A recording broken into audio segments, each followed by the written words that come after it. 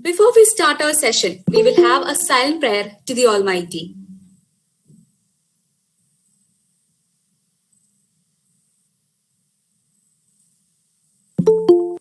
ED Club has been functioning in our college for many long years. It got registered with Department of Industries and Commerce, Government of Kerala in the year 2017. Today, we are meeting the entrepreneur, Sri Santosh George Kolangara, Managing Director, Safari TV. It's a pleasure to have him tonight with us. Let's begin today's event with welcome address. For this, I invite Ms. Lakshmi J, Coordinator of ED Club and Assistant Professor, Department of Commerce. Ma'am, we invite you. Thank you, Varsha. A pleasant good evening to one and all. Entrepreneurs play a vital role in the economic development of a country, and an educational institution has the responsibility to contribute much to this area. The ED Club of our college is always committed to its responsibility in nurturing students to become confident and hardworking entrepreneurs. Due to its effective functioning, the club got registered with a Department of Industries and Commerce, Government of Kerala, and it has produced its first entrepreneur, Mr. Gokul S., a BCom Hotel Management student, who launched his startup with the help and guidance of this club. This is a very fortunate night for our ED Club because we got one of the greatest entrepreneurs of our state, Mr. Santosh George Kolangara, who himself works in academic field along with other ventures. Without extending much, I am moving on to my duty. First of all, I would like to welcome our respected principal, Dr. Preetha teacher, who has a special interest in the activities of this club, and she has motivated a lot. With all respect, I welcome you, ma'am. Thank you. Our chief guest is a personality who needs no introduction. Mr. Santosh George Kolangara is a person who has given a different experience for every Malayali by showing the world to us. The idea that he successfully made possible is unthinkable for each one of us. And we can't get a better entrepreneur than Mr. Santosh George Kolangara to inspire our students, not only as an entrepreneur, but also as a motivator who fought all odds in life to make his dream come true. I am personally very thankful that he agreed to attend our small program with such humbleness. It's an example for us that success can make people modest and gentle also. With all respect, I welcome you, sir, to our college. Thank you. As Centrist Executive Member, SRM Ajit sir is part of our SN College family, and his presence and support is inevitable in all the endeavors of our college. I respectfully welcome you, sir. A strong leadership by Dr. Soju sir has strengthened the IQAC of our college. He takes utmost interest in all the activities of our college and motivates departments and clubs to conduct programs which contributes to the growth of our students. A hearty welcome to you, sir. I welcome Sajay sir, the coordinator of clubs, who stood with us right from the beginning to conduct this program. Ms. Varsha, our beloved student, who is comparing this event, and all the members of ED Club, Dr. Lakshmi Prasannan, who is delivering the vote of thanks, Dr. Raji, Dr. Mahima, and Dr. Simi, who worked as a team to make this possible. I welcome all the faculty members and students of our college to this program. Welcome you all, and I hope you all will have an amazing experience ahead. Thank you. Thank you, ma'am. Next, for the presidential address, I would like to invite Dr. K.C. Preetha, Principal of SN College, Varkara. Ma'am. ആപാലവൃതം ജനങ്ങളും ഒരുപോലെ ആകർഷിക്കുന്ന യാത്രാ വിവരണമായ സഞ്ചാരത്തിന്റെ ശില്പി Shri Santhosh George Kulangara അവർകൾ sir.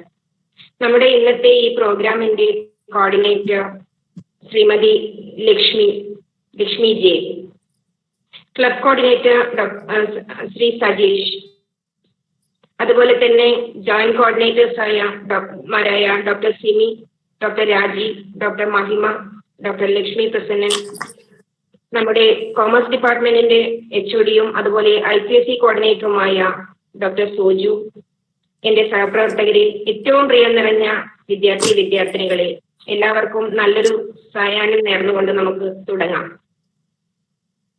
നമുക്കൊക്കെ അറിയാം, ശ്രീനാരായണ ശിവഗിരി കോളേജിലെ ED ക്ലബിന്റെ ഉദ്ദേശങ്ങൾ എന്തൊക്കെയെന്നത് തന്നെ. എല്ലാ കോളേജിലെയും എല്ലാ വിദ്യാഭ്യാസ സ്ഥാപനങ്ങളിലെയും പോലെ തന്നെ നമ്മുടെ യൂണിവേഴ്സിറ്റിയിലെ പാഠ്യപദ്ധതികൾക്ക് അപ്പുറമായി നമ്മുടെ വിദ്യാർത്ഥികളിൽ നല്ലൊരു വ്യവസായ സംരംഭകരായി മാറാനുള്ള മാർഗനിർദ്ദേശങ്ങൾ നൽകുക, അതിനായി പലതരത്തിലുള്ള പ്ലാറ്റ്ഫോംസ് അവർക്ക് ഒരുക്കുക. ഇതൊക്കെയാണ് ഈ ക്ലബിന്റെ മെയിൻ ആയിട്ടുള്ള ഒബ്ജക്റ്റീവ്സ്. അതിന്റെ ഭാഗമായി നമുക്ക് ഇന്ന് ഈ ഒരു സായാഹ്നത്തിൽ നമ്മോടൊപ്പം പങ്കുചേരുന്നത് ഏറ്റവും പ്രശസ്തനായ ഒരു വ്യക്തി തന്നെയാണ്. യാതൊരു മുഖവരിയുടെയും ആവശ്യം തന്നെയില്ല. നമ്മുടെ സന്തോഷ് കുളങ്ങര സാറിനെ കുറിച്ച് പറയുകയാണെങ്കിൽ ഏകദേശം 20 വർഷത്തോളമായി നമ്മുടെ ഗൃഹാന്തരീക്ഷത്തിൽ നമ്മോടൊപ്പം അദ്ദേഹം ഉണ്ട് എന്ന് തന്നെ എടുത്തു പറയാവുന്നതാണ്. പല വിദേശ രാജ്യങ്ങളും നേരിട്ട് കണ്ട അതേ അനുഭൂതി നൽകുന്ന തരത്തിലുള്ള അവതരണ ശൈലി, പല 7 ഭൂഖണ്ഡങ്ങൾ എന്ന് തന്നെ പറഞ്ഞു കഴിഞ്ഞാൽ പല രാജ്യങ്ങളിലെയും സംസ്കാരം, ഭാഷാരീതി എന്നു വേണ്ട പ്രകൃതി ഭംഗി എല്ലാ മേഖലകളിലേക്കും നമ്മെ ചെന്ന് എത്തിക്കുന്ന ശ്രീ സന്തോഷ് ജോർജ് കുളങ്ങര അവർകൾ സാർ നമ്മോടൊപ്പം ഉണ്ട് എന്നത് വളരെ ഏറ്റവും ഒരു നല്ലൊരു ധന്യമുഹൂർത്തമായി ഞാൻ കാണുകയാണ്. നമ്മുടെ കുട്ടികളെ മോട്ടിവേറ്റ് ചെയ്യാൻ ഇതിലും ശക്തനായിട്ടുള്ള ഒരു വ്യക്തി ഇല്ല എന്ന് തന്നെ പറയാം. പ്രശസ്തനായ സാഹിത്യകാരനായുള്ള എസ് കെ പൊറ്റക്കാട് അവർകൾ നമ്മളെ സഞ്ചാര സാഹിത്യത്തിലൂടെ എഴുത്തിലൂടെ നമ്മളെ ആകർഷിച്ചെങ്കിൽ അതിലും ഉപരിയായി ദൃശ്യാവിഷ്കരണത്തിലൂടെ ഇത്രയും വർഷങ്ങളായി നമ്മെ ആകർഷിച്ചു കൊണ്ടിരിക്കുന്ന ശ്രീ സന്തോഷ് ജോർജ് കുളങ്ങര സാറിനോട് എനിക്ക് എന്റെ വ്യക്തിപരമായ ഒരു കാര്യം പറയുകയാണെങ്കിൽ 2001 കാലഘട്ടങ്ങളിൽ വെറും 4 വയസ്സുള്ള എന്റെ മകനെ ഏറ്റവും തിരക്കേറിയ സമയങ്ങളിൽ ഞാൻ ഏൽപ്പിച്ചിരുന്നത് സാറിന്റെ ചാനലിന് മുന്നിലായിരുന്നു എന്ന് തന്നെ പറയാം. ഇന്ന് അവനൊരു 20 വയസ്സ് 24 വയസ്സായെങ്കിലും ഇന്നും സാറിന്റെ ഈ കടുത്ത ആരാധകനാണ് എന്റെ മകൻ എന്ന് ഞാനിവിടെ പറയുകയാണ് സാറിനോട്. അതുകൊണ്ട് തന്നെ ഞാനും എപ്പോഴും ഈ ചാനൽ കാണാറുണ്ട്. അവൻ സാധാരണയായിട്ട് മാറ്റാൻ ഞങ്ങളെ വിടാറില്ല. അത് ഞാൻ വളരെ സത്യസന്ധമായി സാറോട് പറയുകയാണ്. എനിക്ക് നേരിട്ട് സാറിനോട് ഉള്ളൊരു വേദി പങ്കെടുക്കാൻ കഴിഞ്ഞതിൽ അതിയായ സന്തോഷമുണ്ട്. എന്റെ കുട്ടികള് ഇന്നിവിടെ പങ്കെടുക്കുന്ന കുട്ടികളെ കുറിച്ച് പറയുകയാണെങ്കിലും അവർക്കും ഇത് തന്നെയായിരിക്കും അനുഭവം എന്ന് തന്നെയാണ് പറയാനുള്ളത്. സാറിന് ഇനിയും ഒരുപാട് ഉയർച്ചകൾ ഉണ്ടാകട്ടെ എന്ന് ആശംസിക്കുകയാണ്. അപ്പൊ ഈ ഒരു സായാഹ്നത്തിൽ നമ്മോടൊപ്പം പങ്കുചേർന്നതിൽ അതിയായ സന്തോഷം പങ്കിട്ടുകൊണ്ട് സാറിനായിട്ട് ഞാൻ വേദി ഒഴിഞ്ഞു തരികയാണ്. വളരെ സന്തോഷമുണ്ട് സാറിനെ കാണാൻ പറ്റിയതിൽ. നന്ദി, ഒരുപാട് നന്ദിയുണ്ട് sir. Thank you, ma'am, for addressing us. Due to certain inconvenience in traveling, our SN Trust Executive Member, Sri Aji SRM, and IQSA Coordinator and Head of the Department Commerce, Dr. Soju S, could not deliver felicitation speech. However, he has given his full support and best wishes to our program. Now, it's time to meet the entrepreneur. Our entrepreneur for tonight is a traveler, publisher, and a media person. He's the founder and managing director of Safari TV, a channel dedicated to travel and history-based programs.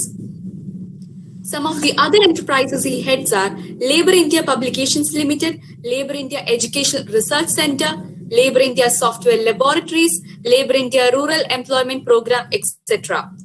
With immense pleasure and gratitude, I invite Sri Santosh George Kolangara to grace the occasion with your presence tonight. Sir, please.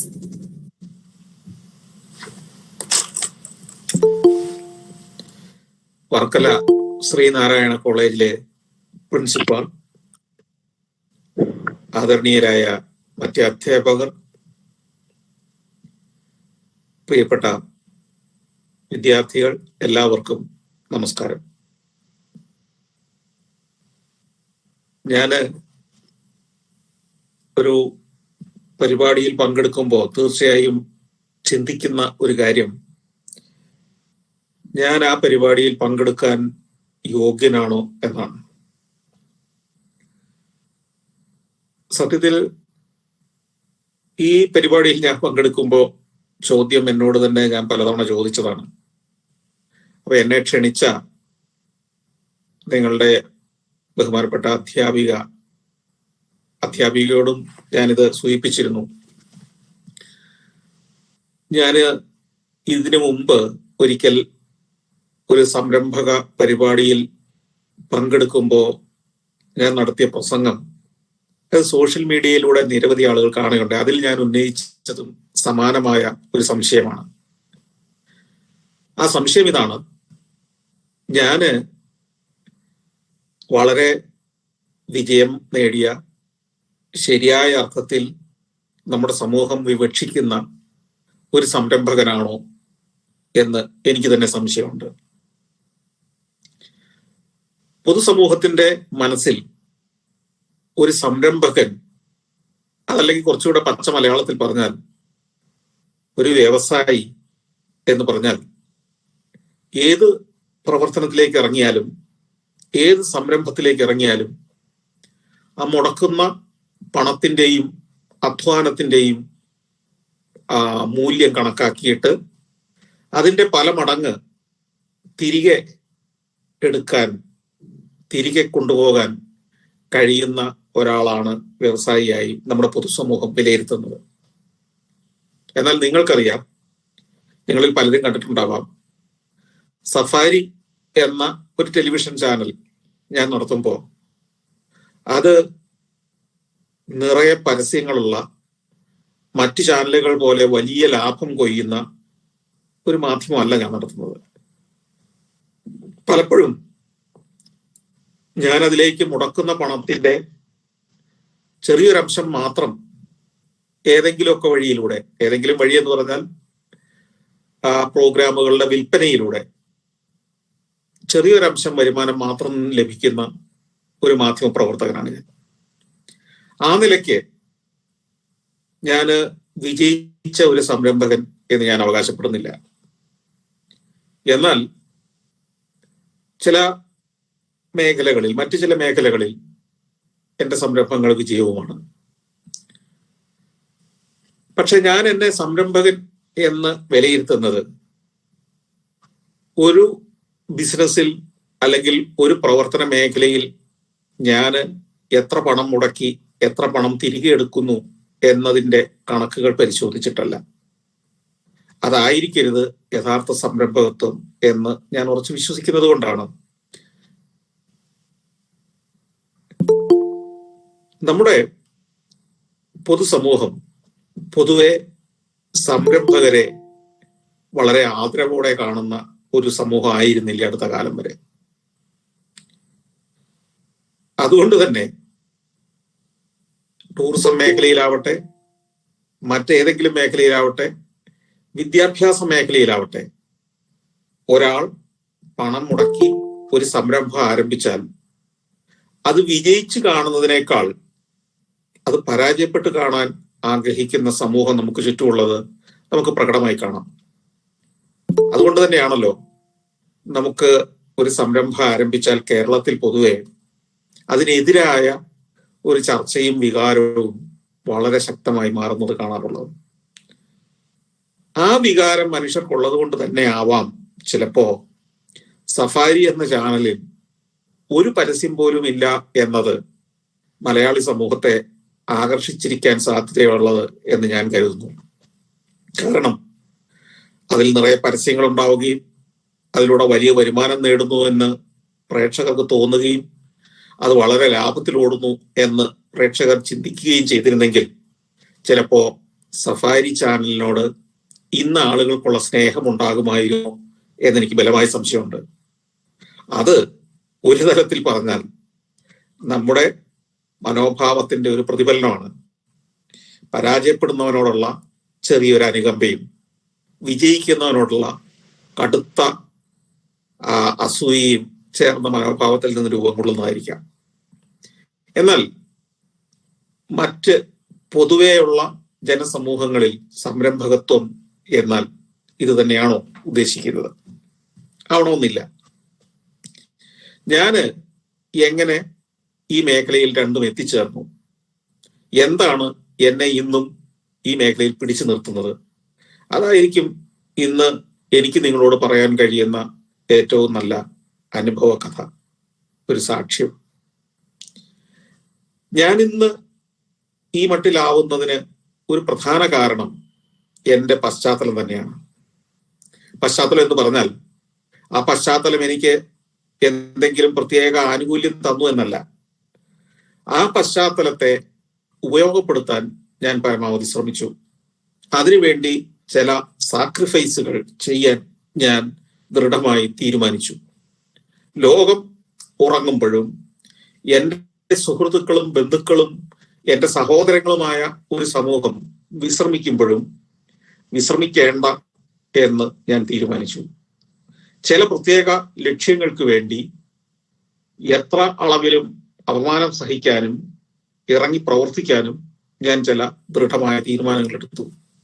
എന്നാൽ അതിന് ആദ്യകാലങ്ങളിൽ പലപ്പോഴും അനുകൂലമായ പ്രതികരണങ്ങൾ സമൂഹത്തിൽ നിന്ന് ലഭിച്ചിട്ടുണ്ടാവില്ല. പക്ഷേ തുടർന്നും അതിനുവേണ്ടിയുള്ള ശ്രമങ്ങൾ നടത്തി അത് ക്രമേണ ആളുകൾ സ്വീകരിക്കുന്ന, അംഗീകരിക്കുന്ന പ്രസ്ഥാനങ്ങളായി വളർന്നു. ഞാന് ഒരു അധ്യാപകന്റെയും അധ്യാപികയുടെയും മകനായിട്ടാണ് ജനിക്കുന്നത്. എൻ്റെ അമ്മ ഒരു അധ്യാപികയായിരുന്നു. പിതാവ് ഒരു പാരലൽ കോളേജ് നടത്തിയിരുന്ന ആളാണ്. ഇന്നത്തെ കുട്ടികൾക്ക് പാരലൽ കോളേജ് എന്താണ് എന്ന് വലിയ നിശ്ചയം ഉണ്ടാവണമെന്നില്ല. അക്കാലത്തൊക്കെ 10ാം ക്ലാസ്സിൽ 70കളിലും 80കളിലും കഥയാണ് ഞാൻ പറയുന്നത്. 10ാം ക്ലാസ്സിലൊക്കെ കേരളത്തിൽ 30% 40% താഴെയൊക്കെ കുട്ടികളാണ് ജയിച്ചിരുന്നത്. ബാക്കി 60%-ലേറെ കുട്ടികൾ പരാജയപ്പെടുകയായിരുന്നു ഓരോ വർഷവും. ഈ പരാജയപ്പെടുന്ന കുട്ടികൾ, അതായത് 5 ലക്ഷം കുട്ടികൾ SSLC പരീക്ഷ എഴുതുന്നുണ്ടെങ്കിൽ അതിൽ വലിയൊരു ശതമാനവും പരാജയപ്പെടുന്നു. ഈ പരാജയപ്പെടുന്ന കുട്ടികൾക്ക് പിന്നീട് ഒരു പരീക്ഷ കൂടി സെപ്റ്റംബർ മാസത്തിലോ അടുത്ത മാർച്ച് മാസത്തിലോ എഴുതാനുള്ള അവസരം ലഭിക്കും. പക്ഷെ അവർക്ക് സ്കൂളിൽ പോയി പഠിക്കാൻ കഴിയില്ല പിന്നെ പരീക്ഷയിൽ തോറ്റവർക്ക്. അപ്പൊ അവരെ വീണ്ടും പരീക്ഷയിൽ ജയിപ്പിക്കുന്ന സ്ഥാപനങ്ങൾ നാട്ടിൽ ധാരാളം ഉണ്ടായിരുന്നു. അവയെ പാരലൽ കോളേജ് അല്ലെങ്കിൽ ട്യൂട്ടോറിയൽ കോളേജ് എന്നാണ് വിളിച്ചിരുന്നത്. ഇന്ന് അത്തരം ട്യൂട്ടോറിയൽ കോളേജുകൾ അധികമില്ല. കാരണം ഇന്ന് തോൽക്കുന്ന കുട്ടികളില്ല. അത് തന്നെ കാര്യം. ഹയർ സെക്കൻഡറിയിലും അന്നത്തെ പ്രീ ഡിഗ്രിയിലും ഒക്കെ പാരലൽ കോളേജുകളിൽ വിദ്യാർത്ഥികൾ പഠിക്കുന്നുണ്ടായിരുന്നു. ഇന്നത്തെ ഒരു ട്യൂഷൻ സെന്ററിന്റെ കുറെ കൂടെ വിപുലീകൃതമായ ഒരു സ്ഥാപനമാണത്. ക്ലാസ് മുറികളുള്ള സ്കൂളുകൾ പോലെ തന്നെ പ്രവർത്തിച്ചിരുന്ന, നിരവധി അധ്യാപകർ പഠിപ്പിച്ചിരുന്ന വലിയ പാരലൽ കോളേജുകളിൽ നിന്ന് പലതും അക്കാലത്ത് കേരളത്തിലുണ്ടായിരുന്നു. അതിലൊന്ന് എൻ്റെ പിതാവ് നടത്തിയിരുന്നത് എൻ്റെ ഗ്രാമത്തിൽ തന്നെയായിരുന്നു, മരങ്ങാട്ടുപള്ളി എന്ന ഗ്രാമത്തില്. അദ്ദേഹം ഒരു സംരംഭകനായിരുന്നത് കൊണ്ടാണ് അങ്ങനെ ഒരു പാരലൽ കോളേജ് നടത്തുന്നതിനെ കുറിച്ച് ചിന്തിച്ചത്. അദ്ദേഹം ഒരു തൊഴിലിൽ മറ്റൊരാളുടെ സ്ഥാപനത്തിലോ മറ്റൊരു സർക്കാർ ഉദ്യോഗസ്ഥനായോ ജോലി ചെയ്യാൻ ഇഷ്ടപ്പെട്ടിരുന്നില്ല. പകരം അദ്ദേഹത്തിൻ്റെതായ ഒരു സ്ഥാപനം നടത്തുക, അതായിരുന്നു സ്വപ്നം. പക്ഷെ അന്നത്തെ കാലത്ത് ഒരു പ്രൈവറ്റ് സ്കൂൾ ആരംഭിക്കുന്നതിന് അല്ലെങ്കിൽ കോളേജ് ആരംഭിക്കുന്നതിനുള്ള സാമ്പത്തിക സാഹചര്യങ്ങൾ ഇല്ലാതിരുന്നതിനാൽ അദ്ദേഹവും അദ്ദേഹത്തിന്റെ ചില സുഹൃത്തുക്കളും ചേർന്ന് ഒരു പാരലൽ കോളേജ് ആരംഭിച്ചു. ഈ പാരലൽ കോളേജിലെ പ്രധാന ദൗത്യം അദ്ദേഹത്തിന് മറ്റു കുട്ടികളെ, ഈ പരാജയപ്പെട്ടു വരുന്ന കുട്ടികളെ അടുത്ത ചാൻസിൽ വിജയിപ്പിച്ചു വിടുക എന്നതായിരുന്നു. അത് അദ്ദേഹം വളരെ ഭംഗിയായിട്ട് നിർവഹിച്ചു. ഈ അടുത്ത പ്രദേശത്തൊക്കെയുള്ള രക്ഷിതാക്കൾ അവരുടെ കുട്ടികൾ പരീക്ഷയിൽ മോശമായി പെർഫോം ചെയ്താൽ പിതാവിന്റെ അടുത്ത് കൊണ്ടുവരികയും ജോസാർ ഇവനെ ഒന്ന് ജയിപ്പിച്ചു വിടണം എന്ന് ആവശ്യപ്പെടുകയും ചെയ്യുക പതിവായിരുന്നു. അങ്ങനെ വന്ന് ചേരുന്നവരെയൊക്കെ കർക്കശമായ ഒരു അഭ്യസനത്തിലൂടെ അദ്ദേഹം വിജയിപ്പിച്ചു വിട്ടിരുന്നു എന്നതും ചരിത്രമാണ്. അദ്ദേഹത്തിന്റെ പാരലൽ കോളേജിൽ നൽകിയിരുന്ന നോട്ടുകൾ പൊതുവെ നാട്ടിൽ വളരെ പ്രചാരം നേടി. സ്കൂളിൽ പഠിക്കുന്ന കുട്ടികൾ പോലും ആ നോട്ടുകൾ തേടി വരുന്നത് പതിവായി മാറി. അങ്ങനെയാണ് അദ്ദേഹം അതിനെ പ്രിന്റ് ചെയ്ത് നൽകുന്നതിന്റെ ഒരു ശ്രമം ആരംഭിച്ചത്. അദ്ദേഹം നൽകുന്ന നോട്ടുകൾ, ഇംഗ്ലീഷ് ഗ്രാമറിന്റെയും മറ്റും നോട്ടുകൾ വളരെ പ്രചാരം നേടി. അത്തരം നോട്ടുകളെ പ്രിന്റ് ചെയ്ത് ഒരു പ്രസിദ്ധീകരണമാക്കുന്നതിനെ കുറിച്ച് ക്രമേണ ചിന്തിച്ചു. അങ്ങനെയായിരുന്നു ലേബർ ഇന്ത്യ എന്നൊരാശയത്തിന്റെ തുടക്കം. അപ്പോ ഉള്ളിലുള്ള ഒരു സംരംഭകത്വം, അദ്ദേഹത്തിന് അറിയുന്ന തൊഴിലിൽ, അദ്ദേഹത്തിന് നല്ല നിശ്ചയമുള്ള ഒരു മേഖലയിൽ, അദ്ദേഹത്തിന് നല്ല വൈദഗ്ധ്യമുള്ള ഒരു തൊഴിൽ, അതിന്റെ അടുത്ത പടിയായി അതൊരു പബ്ലിഷിംഗ്, വിദ്യാഭ്യാസ പ്രസിദ്ധീകരണം എന്ന രൂപത്തിലേക്ക് മാറ്റിയെടുത്തു. അപ്പോഴൊക്കെ ഞാന് ഈ ലേബർ ഇന്ത്യ ആരംഭിക്കുന്ന സമയത്ത് ഞാനൊരു സ്കൂൾ വിദ്യാർത്ഥിയാണ്. ഈ ആശയം അദ്ദേഹം ആരംഭിക്കുന്ന ദിവസങ്ങൾ പോലും എനിക്ക് ഓർമ്മയുണ്ട്. കാരണം ഈ പ്രസ്സും പ്രസിദ്ധീകരണവും ആരംഭിക്കുന്ന സമയത്തും എനിക്ക് വളരെ താല്പര്യമുള്ള ഒരു മേഖലയാണ് പ്രസിദ്ധീകരണ മേഖല. അതുകൊണ്ട് തന്നെ ഇതിന്റെ ഓരോ പ്രവർത്തനത്തിലും സ്കൂൾ വിട്ടു വന്നു കഴിഞ്ഞാൽ ഉള്ള സമയം മുഴുവൻ ഞാൻ അതിൽ ഇടപെടുമായിരുന്നു, മുഴുകുമായിരുന്നു. എന്റെ പിതാവ് അതിൽ എന്നെയും കൂടി ഇൻവോൾവ് ചെയ്യിക്കുമായിരുന്നു. എന്നാൽ എന്റെ സഹോദരിമാർക്ക് അതിനുള്ള അവസരം കിട്ടിയിട്ടില്ല. അവരെ എന്റെ അമ്മയോടൊപ്പം സ്കൂളിൽ നിന്ന് തിരിച്ച് വീട്ടിലേക്ക് മടങ്ങും. അവരവരുടെ പഠനത്തിലും അവരുടെ കളികളിലും ഒക്കെ മുഴുകും. പക്ഷെ ഞാൻ സ്കൂൾ വിട്ടു വന്നാൽ നേരെ എന്റെ പിതാവിനൊപ്പം ഈ പ്രസ്സിലേക്ക് പോകും, അവിടുത്തെ ജോലികളിൽ മുഴുകും. അപ്പോ ഈ ദിവസങ്ങളിൽ ലേബർ ഇന്ത്യ എന്ന മാസിക അതിന്റെ പ്രാകൃത രൂപത്തിൽ അച്ചടിച്ചിറങ്ങുമ്പോൾ 10,000 കോപ്പികൾ മാത്രമാണ് പലപ്പോഴും ആദ്യത്തെ ലക്കമൊക്കെ അച്ചടിക്കുക. ഇതുമായി അദ്ദേഹത്തിന് പരിചയമുള്ള സ്കൂളുകളിലെ അധ്യാപകരെ സമീപിക്കും. അവർ വഴി കുട്ടികളിലേക്ക് ഇത് കൊടുക്കും. ആവശ്യമുള്ളവർ വായിച്ചു നോക്കിയിട്ട് വേണമെങ്കിൽ പറഞ്ഞാൽ വീണ്ടും എത്തിച്ചു കൊടുക്കാം എന്നൊക്കെ പറഞ്ഞാണ്. അങ്ങനെ ഓരോരോ സ്കൂളുകളിൽ, ഓരോരോ വിദ്യാലയങ്ങളിൽ അദ്ദേഹത്തിന്റെ സുഹൃത്തുക്കളായ അധ്യാപകരുടെ ബന്ധവും ഉപയോഗിച്ച് കോപ്പികൾ കൊണ്ടുപോയി കൊടുക്കുന്നത് ഞാൻ ഓർമ്മിക്കുന്നുണ്ട്. പിന്നീട് ആ സ്കൂളുകളിൽ നിന്ന് ഓരോ കാർഡുകൾ വരും. ആ കാർഡിൽ എഴുതും, പ്രിയപ്പെട്ട ശ്രീ ജോർജ് സാർ, ഞങ്ങൾക്ക് താങ്കൾ തന്ന കോപ്പി ഇഷ്ടപ്പെട്ടു, 2 കോപ്പിയാണ് അവിടെ വെച്ചത്, ഒരു 3 കോപ്പി കൂടി വേണം. ഉടനെ അദ്ദേഹം അത് പോസ്റ്റിൽ അയച്ചു കൊടുക്കും. അപ്പൊ ഈ പോസ്റ്റിൽ അയക്കുന്നതിന്റെ പല ദിവസങ്ങളിലും ചുമതല എനിക്കായിരുന്നു. സ്റ്റാമ്പ് ഒട്ടിച്ച് മരങ്ങാട്ടുപള്ളി പോസ്റ്റ് ഓഫീസിൽ കൊണ്ടുപോയി എത്തിച്ച് കൊടുക്കണം. അവിടെ ഒന്നാണ് അയക്കാൻ. അത് അയച്ചു കൊടുക്കും. പോസ്റ്റിൽ തന്നെ ചിലപ്പോൾ പൈസ വരും, ചിലപ്പോൾ നമ്മളുടെ ഒരു പ്രതിനിധിയെ അയച്ച് സ്കൂളുകളിൽ നിന്ന് പണം വാങ്ങേണ്ടി വരും. ഇങ്ങനെ ചെറിയ ചെറിയ ചെറിയ ഘട്ടങ്ങളിലൂടെ, ചെറിയ ചെറിയ കോപ്പികളിലൂടെ ആണ് ലേബർ ഇന്ത്യ വളർന്നത്. ഈ ലേബർ ഇന്ത്യയുടെ ഈ വളർച്ചയുടെ കാലത്തിലും ഈ തൊഴിലുകൾ ഒരു പ്രസിദ്ധീകരണശാലയിലെ, ഒരു അച്ചടിശാലയിലെ എല്ലാ ജോലിയിലും മുഴുകാനും അതിന്റെ ഭാഗമാകാനും എനിക്ക് അവസരം കിട്ടി എന്നതാണ് ഞാൻ ആദ്യം പറഞ്ഞ എൻ്റെ പശ്ചാത്തലം. അവിടെ ആ പ്രിന്റിങ്ങിലും പബ്ലിഷിങ്ങിലും എല്ലാ ജോലിയും എനിക്ക് അറിയാമായിരുന്നത് കൊണ്ടും അതിലെല്ലാം പഠിക്കാൻ എനിക്ക് താല്പര്യം ഉണ്ടായിരുന്നത് കൊണ്ടും 10ാം ക്ലാസ് കഴിയുമ്പോഴേക്കും ഞാൻ എൻ്റെ ജീവിതം തന്നെ ഈ പ്രസ്സിലേക്ക് മാറ്റി. അതായത് 10ാം ക്ലാസ്സിൽ എനിക്ക് തരക്കേടില്ലാത്ത മാർക്കൊക്കെ ഉണ്ടായിരുന്നെങ്കിലും 10ന് ശേഷം പുറത്തൊരു കോളേജിൽ പോയി പഠിക്കാനുള്ള എൻ്റെ ശ്രമം പിതാവ് അവസാനിപ്പിച്ചു. അദ്ദേഹം പറഞ്ഞു, എന്താണ് നിന്റെ ഭാവി പദ്ധതി എന്ന് ചോദിച്ചെന്നോട് ഒരു ദിവസം. അപ്പോഴേക്കും കേരളത്തിലെ എല്ലാ ഗ്രാമങ്ങളിലും, ഇന്ത്യ മുഴുവൻ തന്നെ വീടുകളിൽ ടെലിവിഷൻ പയ്യെ എത്തിത്തുടങ്ങിയിരുന്നു. ടെലിവിഷൻ സീരിയലുകളും സിനിമകളും ആളുകളെ ആകർഷിക്കുന്ന ഒരു കാലമാണ്. എൻ്റെ മനസ്സിലുണ്ടായിരുന്ന ഒരു സ്വപ്നം ടെലിവിഷനിൽ പ്രവർത്തിക്കുന്ന ഒരാളായി മാറണം ഒരു ദിവസം. ടെലിവിഷനിൽ പ്രവർത്തിക്കുന്ന ഒരു മാധ്യമ പ്രവർത്തകനാകണമെങ്കിൽ മാധ്യമ പ്രവർത്തനം പഠിക്കണം. മാധ്യമ പ്രവർത്തനം പഠിപ്പിക്കുന്നത്, മാസ് കമ്മ്യൂണിക്കേഷൻ ആൻഡ് ജേർണലിസം പഠിപ്പിക്കുന്ന സ്ഥാപനങ്ങൾ ഏതാണെന്ന് വരെ ഞാൻ ഹൈസ്കൂളിൽ പഠിക്കുന്ന കാലത്ത് അന്വേഷിച്ചിരുന്നു. എൻ്റെ ചില സുഹൃത്തുക്കൾ അക്കാലത്ത് വനിതയിൽ സബ് എഡിറ്ററായി ജോലി ചെയ്തിരുന്ന ഒരു മോൻസി ജോസഫ് ഒക്കെ, മരങ്ങാട്ടുപള്ളിക്കാരൻ, അദ്ദേഹമൊക്കെ ആയിട്ട് സംസാരിക്കും. അദ്ദേഹം എനിക്ക് ചില നിർദ്ദേശങ്ങളൊക്കെ തരും, അദ്ദേഹം എനിക്കൊരു മാർഗനിർദ്ദേശമൊക്കെ തരും. അപ്പോ ജേർണലിസം പഠിക്കാൻ നല്ലത് 3rd ഗ്രൂപ്പോ മറ്റോ ഹ്യൂമാനിറ്റി വിഷയങ്ങൾ പഠിക്കുക, തുടർന്ന് ഇംഗ്ലീഷ് ലിറ്ററേച്ചറോ മലയാള ലിറ്ററേച്ചറോ പഠിക്കുക, അതിനുശേഷം പോസ്റ്റ് ഗ്രാജുവേഷനായി ജേർണലിസവും മാസ് കമ്മ്യൂണിക്കേഷനും പഠിക്കാം. ഇങ്ങനെയായിരുന്നു എൻ്റെ പദ്ധതി. അപ്പൊ ഇത് കേട്ടപ്പോൾ പിതാവ് പറഞ്ഞു, നീ 3rd ഗ്രൂപ്പ് അല്ലെ ഹ്യൂമാനിറ്റീസ് പഠിക്കാൻ ഒരു കോളേജിൽ പോകേണ്ട കാര്യമില്ല, ഏറ്റവും നന്നായി ഞാനത് നിന്നെ പഠിപ്പിക്കാം. എൻ്റെ കോളേജിൽ, പാരലൽ കോളേജിൽ നീ ചേർന്നാൽ മതി. അത് എന്നെ സംബന്ധിച്ചോളം വലിയ ഒരു ദുരന്തമായിരുന്നു ജീവിതത്തിലെ. കാരണം എൻ്റെ സഹപാഠികളായി സ്കൂളിൽ പഠിച്ചിരുന്നവരെല്ലാം കോളേജ് കുമാരന്മാരായി നാട്ടിലെ നല്ല കോളേജുകളിലേക്ക് ബസ് കയറി പോകുമ്പോൾ ഞാൻ മാത്രം മരങ്ങാട്ടുപള്ളി എന്ന കുഗ്രാമത്തിലെ പാർലർ കോളേജിൽ, തോറ്റവർ മാത്രം പഠിക്കുന്ന പാർലർ കോളേജിൽ ഒരു വിദ്യാർത്ഥിയായി ചേരേണ്ട ഗതികേട് വരുന്നു. എന്നെ വല്ലാതെ ഡിപ്രഷനിലാക്കിയത്. പക്ഷെ വേറെ മാർഗമില്ല. എൻ്റെ അമ്മയും പറഞ്ഞു നോക്കി പിതാവിൻ്റെ അടുത്ത്, അവൻ പോട്ടെ, അവനെ കോളേജിൽ വിട്. പിതാവ് പറഞ്ഞു, വേണ്ട, എനിക്ക് ചില കാര്യങ്ങളുണ്ട് ചെയ്യാൻ. അങ്ങനെ ഞാൻ പാർലർ കോളേജിൽ പഠനം ആരംഭിച്ചു. എക്കണോമിക്സും ഹിസ്റ്ററിയും പൊളിറ്റിക്കൽ സയൻസും ഒക്കെ ചേർന്ന, മലയാളവും ഒക്കെ ചേർന്ന വിഷയങ്ങൾ.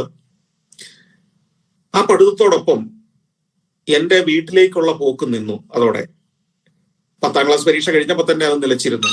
ഞാൻ പ്രസ്സിൽ ഈ പ്രസിദ്ധീകരണം നടക്കുന്ന സ്ഥാപനത്തിൽ തന്നെയായിരുന്നു എൻ്റെ താമസം. രാത്രികളിൽ രാത്രി ഷിഫ്റ്റിൽ പ്രിന്റ് ചെയ്യും, ബൈൻഡ് ചെയ്യും, എല്ലാത്തരം ജോലികളിലും മുഴുകും. ആ കാലത്താണ് ഞാൻ പിതാവ് എന്നെ കോളേജിൽ വിടാത്തതിൻ്റെ ഒരു പ്രതിഷേധ സൂചകമായി തന്നെ എൻ്റെ മനസ്സിൽ ഇപ്പോൾ തന്നെ ടെലിവിഷനിലേക്കുള്ള പ്രവർത്തനങ്ങൾ ആരംഭിക്കണമെന്നുള്ള ചിന്തയുണ്ടായി. അങ്ങനെ ഒരു +2 വിദ്യാർത്ഥി ആയിരിക്കുമ്പോൾ തന്നെ, അല്ലെങ്കിൽ അന്നത്തെ പ്രീ ഡിഗ്രി വിദ്യാർത്ഥി ആയിരിക്കുമ്പോൾ ഞാൻ ദൂരദർശന് വേണ്ടി ടെലിവിഷൻ ഒരു പരമ്പരയ്ക്കുള്ള തിരക്കഥ എഴുതാൻ ശ്രീ പാലായിലുള്ള ഒരു സാഹിത്യകാരനും ഒപ്പം ചേർന്ന് തിരക്കഥ തയ്യാറാക്കി ദൂരദർശനിലേക്ക് ഈ പരിപാടിയുമായി യാത്ര ആരംഭിച്ചു. അതിനുവേണ്ടിയുള്ള ശ്രമങ്ങൾ ആരംഭിച്ചു. അതായത് 16 17 വയസ്സുള്ളപ്പോൾ ടെലിവിഷനിൽ പ്രവർത്തിക്കാനുള്ള ശ്രമങ്ങൾ ആരംഭിച്ചു എന്ന് ചുരുക്കം. അതിനുള്ള പണം എവിടെ നിന്നുണ്ടാവുമെന്ന് പോലും ഒന്നും വലിയ നിശ്ചയമൊന്നും ഉണ്ടായിരുന്നില്ല. പക്ഷെ എനിക്ക് എൻ്റെ സ്വപ്നങ്ങളെക്കുറിച്ച്, എൻ്റെ ലക്ഷ്യത്തെക്കുറിച്ച് കൃത്യമായ ധാരണയുണ്ടായിരുന്നു. ഒപ്പം പിതാവിന്റെ പ്രസിദ്ധീകരണശാലയിലെ സർവ്വ ജോലിയും ചെയ്യുന്ന, എല്ലാ ജോലിയും അറിയുന്ന ഒരാളായും പ്രവർത്തിച്ചു തുടങ്ങി. ഈ സമയത്ത് പ്രസിദ്ധീകരണം വളർന്നുകൊണ്ടേയിരിക്കുന്നുണ്ട്, ഓരോരോ ഘട്ടങ്ങൾ പിന്നിടുന്നുണ്ട്. അതായത് ആദ്യകാലത്ത് വെറും ട്രെഡിൽ പ്രസ് എന്ന് പറയുന്ന പ്രസ്സിൽ ഓരോ ഷീറ്റ് എടുത്ത് വെച്ച് പ്രിന്റ് ചെയ്തെടുക്കേണ്ട പ്രസ്സുകളിൽ നിന്ന് ഓട്ടോമാറ്റിക് പ്രിന്റിംഗ് മെഷീനിലേക്ക് അത് വളരുന്നുണ്ട്. ആ പ്രസ്ഥാനം ആ ഇടയ്ക്ക് പുതിയ മെഷീനറികൾ വരുന്നുണ്ട്. ആ മെഷീനറികൾ ഇറക്ട് ചെയ്യുന്നുണ്ട്, ഇൻസ്റ്റാൾ ചെയ്യുന്നുണ്ട്. ഇവിടെയൊക്കെ എൻ്റെ സാന്നിധ്യവും സൂപ്പർവിഷനും ഉണ്ട്. ഒപ്പം പ്രിന്റർമാരുണ്ട്, ജീവനക്കാരുടെ എണ്ണം കൂടുന്നുണ്ട്. ഇവരെ എല്ലാം എനിക്ക് പരിചയമുണ്ട്. പുതിയ പുതിയ ആളുകൾ വരുന്നു. ഒരു പ്രസ്ഥാനം വളരുന്നത് ഞാൻ അടുത്തു നിന്ന് കാണുകയാണ്, അതിന്റെ ഒപ്പം ഭാഗമാവുകയാണ്. അതിനെല്ലാം നേതൃത്വം കൊടുക്കുന്ന പിതാവാണ്. അങ്ങനെ ഞാൻ ഇതിന്റെ എല്ലാ ജോലിയും മനസ്സിലാക്കുന്നു. പ്രിന്റിംഗ് ടെക്നോളജിയെ കുറിച്ച് സമഗ്രമായ അറിവ് നേടുന്നു. ഒടുവിൽ ഞാനൊരു ഡിഗ്രി വിദ്യാർത്ഥിയൊക്കെ ആകുമ്പോഴേക്കും പ്രസ്സുകൾ ഏത് വാങ്ങണം എന്നതിൽ പോലും എൻ്റെ പിതാവ് കൺസൾട്ട് ചെയ്യുന്നത് എന്നോടായി മാറി. അതായത് ഏത് തരം പ്രസ് വാങ്ങണം, ഏതൊക്കെ ഫെസിലിറ്റി അതിനുണ്ടാവണം, ഏതായിരിക്കണം അതിന്റെ ടെക്നിക്കൽ സ്ഥിതി, അതിന്റെ കളറ്, എത്ര കളറുള്ള യൂണിറ്റുകൾ വേണം, വെബ് ഓഫ്സെറ്റ് വേണോ, ഷീറ്റ് ഫെഡ് ഓഫ്സെറ്റ് വേണോ, ഏത് തരം പ്രിന്റിംഗ് പ്രസ്സുകൾ വേണം, അത് ഏത് മേക്ക് വേണം, ഇതിലൊക്കെ ഒരു വിദഗ്ധനായി ഞാൻ അപ്പോഴേക്കും മാറി. അപ്പോ ഈ കാലഘട്ടത്തിൽ തന്നെ ഇതിന് വിശദമായി പറയുന്നത് എങ്ങനെയാണ് ഒരു സംരംഭകൻ ജനിക്കുന്നത്, വളരുന്നത് എന്നതാണ്. ഈ കാലഘട്ടമായപ്പോഴേക്കും ഞങ്ങളുടെ മരങ്ങാട്ടുപള്ളിയിലെ പ്രസ്സിൽ ഈ മാസികകൾ അച്ചടിച്ചാൽ തീരാത്തത്ര പ്രസിദ്ധീകരണം വളർന്നു. ഏതാണ്ട് 1,00,000-ഓളം കോപ്പികൾ പ്രിന്റ് ചെയ്യുന്ന ഒരു സ്ഥിതിയിലേക്ക് അക്കാലത്തെത്തി. അപ്പോ ഈ ട്രെഡിൽ പ്രസ്സിൽ, ഈ ഓട്ടോമാറ്റിക് പ്രസ്സിലാണെങ്കിലും പ്രിന്റിങ് തീരാതായി. പിന്നീട് അത് കോട്ടയത്ത് പല പ്രസ്സുകളിലായി പ്രിന്റിങ് ആരംഭിച്ചു. അപ്പൊ ഇത് ക്ലാസ്സിന് ശേഷം, കോളേജിലെ പഠനത്തിന് ശേഷം വൈകുന്നേരങ്ങളിൽ കോട്ടയത്ത് ഇത് പ്രിന്റ് ചെയ്യുന്ന പ്രസ്സുകളിലേക്കുള്ള യാത്രകൾ ആരംഭിച്ചു. അവിടെ പോയി രാത്രി പ്രിന്റ് ചെയ്ത് ബൈൻഡ് ചെയ്ത് കൊണ്ടുവരണം. അപ്പൊ പോകുമ്പോൾ മലയാള മനോരമയുടെ സമീപത്താണ് ഞങ്ങൾ പ്രിന്റ് ചെയ്യുന്ന പ്രസ്സുകളൊക്കെ. അപ്പൊ വഴിയിൽ നിന്ന് കഴിയുമ്പോൾ പാതിരാത്രി സമയത്ത് മനോരമയുടെ കൂറ്റൻ പ്രസ്സിൽ പത്രം അച്ചടിക്കാൻ തുടങ്ങുന്ന കാഴ്ച കാണാം. അപ്പൊ എല്ലാ ദിവസവും രാത്രി ഞാന് മനോരമയുടെ മുന്നിൽ, കോട്ടയത്തെ മലയാള മനോരമ ജംഗ്ഷനിലുള്ള മനോരമ പ്രസ്സിന്റെ മുന്നിൽ പോയി നിൽക്കും. അവിടെ മതിലിനോട് ചേർന്ന് ഒരു ഭാഗത്ത് നിൽക്കുമ്പോൾ ജനാലയ്ക്കുള്ളിലൂടെ അകത്തെ പ്രസ്സിൽ പ്ലേറ്റുകൾ ഫീഡ് ചെയ്ത് അന്നത്തെ പത്രത്തിന്റെ പ്രിന്റിങ് തുടങ്ങുന്നത് കാണാം. അത് കഴിഞ്ഞ് പയ്യെ പ്രിന്റ് ചെയ്ത് തുടങ്ങി അതിവേഗത്തിൽ പ്രസ്സിൽ പ്രിന്റ് ചെയ്ത് ഗോസ് എന്ന് മറ്റു പറയുന്ന ഒരു വലിയ മെഷീനിലാണ് അന്ന് പ്രിന്റ് ചെയ്തിരുന്നത്. ഇങ്ങനെ ആകാശത്ത് കൂടെ പേപ്പർ ഇങ്ങനെ ഒഴുകി ഇറങ്ങി വന്ന് 1000-കണക്കിന് 10,000-കണക്കിന് കോപ്പികൾ ഇങ്ങനെ ശരവേഗത്തിൽ അടിച്ചടിച്ച് പോകുന്നത് ആവേശത്തോടെ ഞാൻ കണ്ടു നിന്നിട്ടുണ്ട്. അപ്പൊ എന്റെ കൂടെ വരുന്ന ഒരു ഡ്രൈവറും എൻ്റെ ഒരു സഹായിയുണ്ട്, മനോജ്, ഇന്നുണ്ട് ഈ സ്ഥാപനത്തിൽ അദ്ദേഹം ജോലി ചെയ്യുന്നു. അദ്ദേഹം എൻ്റെ അടുത്ത് ചോദിക്കും, ഇതെന്താ എന്നും വന്ന് ഇത് കാണാൻ മാത്രമുള്ളത്? ഞാൻ പറയും, ഇതല്ലേ, ഇത് കൂടുതൽ ആവേശം വരുന്ന ഒരു കാഴ്ച എനിക്കില്ല, നമുക്ക് ഇതുപോലൊരു പ്രൊസസ് എന്തെങ്കിലും വാങ്ങണം. അങ്ങനെ ആ സ്വപ്നങ്ങൾ ഒക്കെ കാണുന്നത് ഈ മനോരമയുടെ മുറ്റത്ത് നിന്നാണെന്ന് ഞാൻ ഓർക്കുന്നുണ്ട്. പിന്നീടും ഞാൻ പ്രിന്റിങ്ങിനെ കുറിച്ച് ധാരണയുള്ള ഒരാളായി മുന്നോട്ട് പോയപ്പോൾ കോളേജില്, ദേവമാതാ കോളേജിലാണ് പിന്നീട് ഞാൻ ഡിഗ്രിക്ക് പഠിക്കുന്നത്, ഇംഗ്ലീഷ് ലിറ്ററേച്ചർ. ഈ കാലഘട്ടത്തിൽ കോളേജ് മാഗസിൻ എഡിറ്ററൊക്കെ എൻ്റെ സുഹൃത്തായിരുന്നു. അദ്ദേഹം എന്നെ ഈ പ്രിന്റിങ്ങിനെ കുറിച്ച് നല്ല ധാരണയുള്ള ഒരാൾ, ഒരു പ്രസിദ്ധീകരണശാല നടത്തുന്ന ഒരാൾ എന്ന മട്ടിൽ എന്നെ സമീപിച്ചു. കോളേജ് പ്രൊഫസറും കോളേജിലെ മാത്സിന്റെ ചുമതലയുള്ള പ്രൊഫസറും സ്റ്റുഡന്റ് എഡിറ്ററും വിളിച്ചു, സന്തോഷിന് ഇത് പ്രിന്റ് ചെയ്ത് തരാൻ കഴിയുമോ? ഞാൻ ഏറ്റു, ഞാൻ പ്രിന്റ് ചെയ്യാമെന്ന് തീരുമാനിച്ചു. അപ്പൊ ഞാൻ കരുതിയത് രാത്രി ഷിഫ്റ്റിൽ ഞങ്ങളുടെ തന്നെ സ്വന്തം പ്രസ്സിൽ ഇത് പ്രിന്റ് ചെയ്ത് കൊടുക്കാം കോളേജ് മാഗസിൻ, അതിലൂടെ ചെറിയൊരു ലാഭം ഉണ്ടാക്കാം, അതെനിക്ക് എന്റെ ചില ആവശ്യങ്ങൾക്ക് ഉപയോഗിക്കാൻ ചെയ്യാമെന്നാണ് കരുതിയത്. പക്ഷെ ഒരു 2 ദിവസം രാത്രി ഞങ്ങളുടെ പ്രസ്സിൽ കൊണ്ടത് പ്രിന്റ് ചെയ്യുമ്പോഴേക്കും പിതാവ് പിടികൂടി. പിതാവിന് മനസ്സിലായി രാത്രിയിലെ ലേബർ ഇന്ത്യയുടെ വർക്ക് നടത്തേണ്ടത് മാറ്റിവെച്ചിട്ടാണ് ഞാൻ ഈ പണി ചെയ്യുന്നതെന്ന്. അദ്ദേഹം പറഞ്ഞു, നിന്റെ ഈ പരിപാടി ഒന്നും ഇവിടെ നടക്കില്ല, അത് വേറെ എവിടെയെങ്കിലും പ്രിന്റ് ചെയ്യിച്ചോണം. അങ്ങനെ ഞാന് അന്ന് ലേബർ ഇന്ത്യയുടെ കവർ പ്രിന്റ് ചെയ്ത് ശിവകാശിയിലാണ് പ്രിന്റ് ചെയ്തിരുന്നത്. അത് പ്രിന്റ് ചെയ്ത് തന്നിരുന്ന ഒരു ജോർജ് ചേട്ടനുണ്ട്. ജോർജ് ചേട്ടനെ കണ്ടു. ജോർജ് ചേട്ടനും ഞാനും കൂടി ഈ ദേവമാതാ കോളേജിന്റെ മാഗസിൻ പ്രിന്റ് ചെയ്യാൻ ശിവകാശിയിലേക്ക് പോവുകയാണ്. ശിവകാശിയിൽ പോയി പ്രിന്റ് ചെയ്ത് കഴിഞ്ഞപ്പോൾ ഒന്ന് മനസ്സിലായി, മരങ്ങാട്ടുപള്ളിയിൽ ലേബർ ഇന്ത്യയുടെ പ്രസിൽ അച്ചടിക്കുന്നതിനേക്കാൾ ലാഭത്തിൽ ശിവകാശിയിൽ പ്രിന്റ് ചെയ്യാൻ കഴിയും. പല മടങ്ങ് ലാഭം കിട്ടുന്നു. ഞാൻ ആ മാഗസിൻ കൊണ്ടുവന്ന് കോളേജിൽ ഏൽപ്പിച്ചു. അതോടെ കോട്ടയം ജില്ലയിലെ മറ്റു പല കോളേജുകളിലും ഈ കോളേജ് മാഗസിൻ എഡിറ്ററുടെ സുഹൃത്തുക്കളായിരുന്ന മറ്റു പലരും മറ്റു കോളേജുകളിലുണ്ടായിരുന്നു. KSUവിന്റെ ഒരു നേതാവായിരുന്നത്. അദ്ദേഹത്തിന്റെ സുഹൃത്തുക്കൾ വഴി Pala Saint Thomas college, CMS college, Alphonsa college, Uzhavoor Saint Stephen's college, Vaikom Saint Xavier's college, DB college, Thalayolaparambu, ഇങ്ങനെ 8, 10, 12 കോളേജുകളുടെ മാഗസിൻ പ്രിന്റ് ചെയ്ത് കൊടുക്കുന്ന ചുമതല എന്റെ കയ്യിലായി. തുടർന്ന് 3, 4, 5 വർഷം ഞാൻ തന്നെയായിരുന്നു ഈ കോളേജുകളിലെല്ലാം കോളേജ് മാഗസിൻ പ്രിന്റ് ചെയ്ത് കൊടുക്കുക. ഇതുമായി ഞാൻ ശിവകാശിക്ക് പോകും, ശിവകാശി പ്രിന്റ് ചെയ്യും, തിരിച്ചു കൊണ്ടുവന്ന് കൊടുക്കും, എനിക്ക് അതിലൂടെ ലാഭം കിട്ടും. ഈ ലാഭം ആണ് ഞാൻ എൻ്റെ ടെലിവിഷൻ പ്രവർത്തനങ്ങൾക്കായി ആദ്യം ഞാൻ കരുതി വെച്ചത്. എൻ്റെ ആദ്യ ഡോക്യുമെന്ററി നിർമ്മിക്കുന്ന ആചാര്യ എന്ന ഡോക്യുമെന്ററി നിർമ്മിക്കുന്നതൊക്കെ ഇത്തരത്തിൽ ഞാൻ പഠിക്കുന്ന കാലത്ത് കോളേജ് മാഗസിനുകൾ പ്രിന്റ് ചെയ്ത് ഞാൻ ഉണ്ടാക്കിയ സമ്പാദ്യമാണ് എന്നെ അതിന് പ്രാപ്തനാക്കിയത്. അപ്പോഴേക്കും പ്രിന്റിങ്ങിലെ ഏറ്റവും വിദഗ്ധനായ ഒരാളായി ഞാൻ മാറി. ഒപ്പം ടെലിഫിലിമുകളും ഡോക്യുമെന്ററികളുടെയും ലോകത്തേക്കും പയ്യപ്പിച്ച് വെച്ച് തുടങ്ങി. ആ സമയമായപ്പോഴേക്കും ഡിഗ്രി കഴിഞ്ഞു. പിന്നീട് പോസ്റ്റ് ഗ്രാജുവേഷന് വേണ്ടി മധുര കാമരാജ് യൂണിവേഴ്സിറ്റിയുടെ MCJ മാസ് കമ്മ്യൂണിക്കേഷൻ ജേർണലിസത്തിൽ ചേർന്നു. മദ്രാസിലെ കോഴ്സുകളിലേക്ക് പോയി. അവിടെ പഠിക്കുന്ന കാലത്ത് തന്നെ ടെലിവിഷൻ പ്രൊഡക്ഷനിലേക്ക് കൂടുതൽ സജീവമായിട്ട് പ്രവർത്തനം ആരംഭിച്ചു. ഈ സമയത്ത് പാരലായി തന്നെ പ്രസിദ്ധീകരണശാല എന്ന നിലയിൽ ലേബർ ഇന്ത്യ വളരുന്നുണ്ടായിരുന്നു. പുതിയ മലയാള മനോരമയുടെ ജാലകത്തിലൂടെ നമ്മൾ കണ്ടതരം പ്രസ്സുകൾ മരങ്ങാട്ടുപള്ളിയിലെ ഞങ്ങളുടെ പ്രസ്സിലേക്ക് ഞങ്ങൾ കൊണ്ടുവന്നു. മണിക്കൂറിൽ 30,000 മാസിക വരെ പ്രിന്റ് ചെയ്യാൻ കഴിയുന്ന ഹൈ സ്പീഡ് വെബ് ഓഫ്സെറ്റ് മെഷീനുകൾ സ്ഥാപിച്ചു. ഇതൊക്കെ വാങ്ങുന്നതിന് വേണ്ടി ഈ കമ്പനികളുമായി നെഗോഷിയേറ്റ് ചെയ്യുന്നതിനുള്ള യാത്രകൾ ഞാൻ ആരംഭിച്ചു. ഇതിലൊരു വിദഗ്ധനായി മാറി. ഇതിലെ എല്ലാ ജോലിയും നമ്മൾ മുഴുകുന്ന ഒരാളായി മാറി. പിന്നീട് ഞാൻ എൻ്റെ വീട്ടിലേക്ക് പോകുന്നത്, വീട്ടിൽ പോയി ഞാൻ ഉറങ്ങുന്നത്, അല്ലെങ്കിൽ വീട്ടിൽ പോയി ഞാൻ വിശ്രമിക്കുന്ന ഒരു ദിവസം എന്നത് എൻ്റെ വിവാഹത്തിന്റെ തലേ ദിവസം മാത്രമാണ്. അതായത് 10ാം ക്ലാസ്സിൽ പഠിക്കുമ്പോൾ ഞാൻ എൻ്റെ പ്രസ്സിലേക്ക്, അല്ലെങ്കിൽ എൻ്റെ പ്രസിദ്ധീകരണശാലയിലേക്ക്, എൻ്റെ പിതാവ് നടത്തിയിരുന്ന സ്ഥാപനത്തിലേക്ക് ചുമതലക്കാരനായി വന്നു കയറി ഞാൻ തിരിച്ച് വീട്ടിൽ പോയി ഒരു ദിവസം പോയി ഉറങ്ങുന്നത് ഞാൻ എൻ്റെ വിവാഹത്തിന്റെ തലേന്ന് മാത്രമാണ്. അതുവരെ ഇടയ്ക്കൊക്കെ പകലൊക്കെ പോയി കാണും, അമ്മയെ കാണും, സഹോദരിമാരെ കാണും, എന്തെങ്കിലും വീട്ടിലെ വിശേഷങ്ങൾ ഉണ്ടെങ്കിൽ അവിടെ ചെല്ലും. പക്ഷെ ഒരിക്കലും ഞാൻ വീട്ടിൽ കിടന്ന് ഉറങ്ങാറുണ്ടായിരുന്നില്ല. പരീക്ഷാ ദിവസങ്ങളിൽ പോലും ഞാൻ ഈ പ്രസ്സിൽ ഇരുന്നാണ് പഠിച്ചിരുന്നത്. അപ്പോ ഇത് സാധ്യമായത് ആദ്യകാലത്ത് എൻ്റെ പിതാവ് എന്നെ നിർബന്ധപൂർവ്വം പ്രസ്സിലേക്ക് കൊണ്ടുവരുമായിരുന്നു. പക്ഷെ പിന്നീട് സംഭവിച്ചത് എനിക്കിതിൽ ഒരു ഹരം ഉണ്ടായി തുടങ്ങി. ഇതിന്റെ പുതിയ പുതിയ മേഖലകളെ കുറിച്ചുള്ള പഠനം ആരംഭിച്ചു. പ്രസിദ്ധീകരണത്തിന്റെ പുതിയ സാധ്യതകൾ, ടെലിവിഷൻ ഇൻഡസ്ട്രിയുടെ പുതിയ സാധ്യതകൾ, അതിലെ പുതിയ പുതിയ സംരംഭങ്ങളിൽ മുഴുകാനുള്ള ആശയങ്ങൾ, ഒപ്പം ആ ആശയങ്ങൾ മുന്നോട്ട് കൊണ്ടുപോകാൻ പണം എങ്ങനെ ഉണ്ടാക്കാം എന്ന ചിന്ത, ആ പണത്തിന് വേണ്ടി കോളേജ് മാഗസിനുകൾ പ്രിന്റ് ചെയ്യുന്നത് മുതൽ നിരവധിയായ സംരംഭങ്ങളിൽ സ്വയം മുഴുകുന്നതിനുള്ള ശ്രമങ്ങൾ. അങ്ങനെ ഞാൻ അറിയാതെ തന്നെ ഒരു സംരംഭകനായി വളരുകയായിരുന്നു. ഞാൻ ബിസിനസ് മാനേജ്മെന്റ് പഠിച്ച ഒരാളല്ല. ഞാൻ ബിസിനസ് എങ്ങനെ നടത്തണമെന്ന് ഒരു കലാലയത്തിലും പഠിച്ചിട്ടില്ല. ഞാൻ പഠിച്ചത് പ്രായോഗിക ജീവിതത്തിൽ നിന്ന്.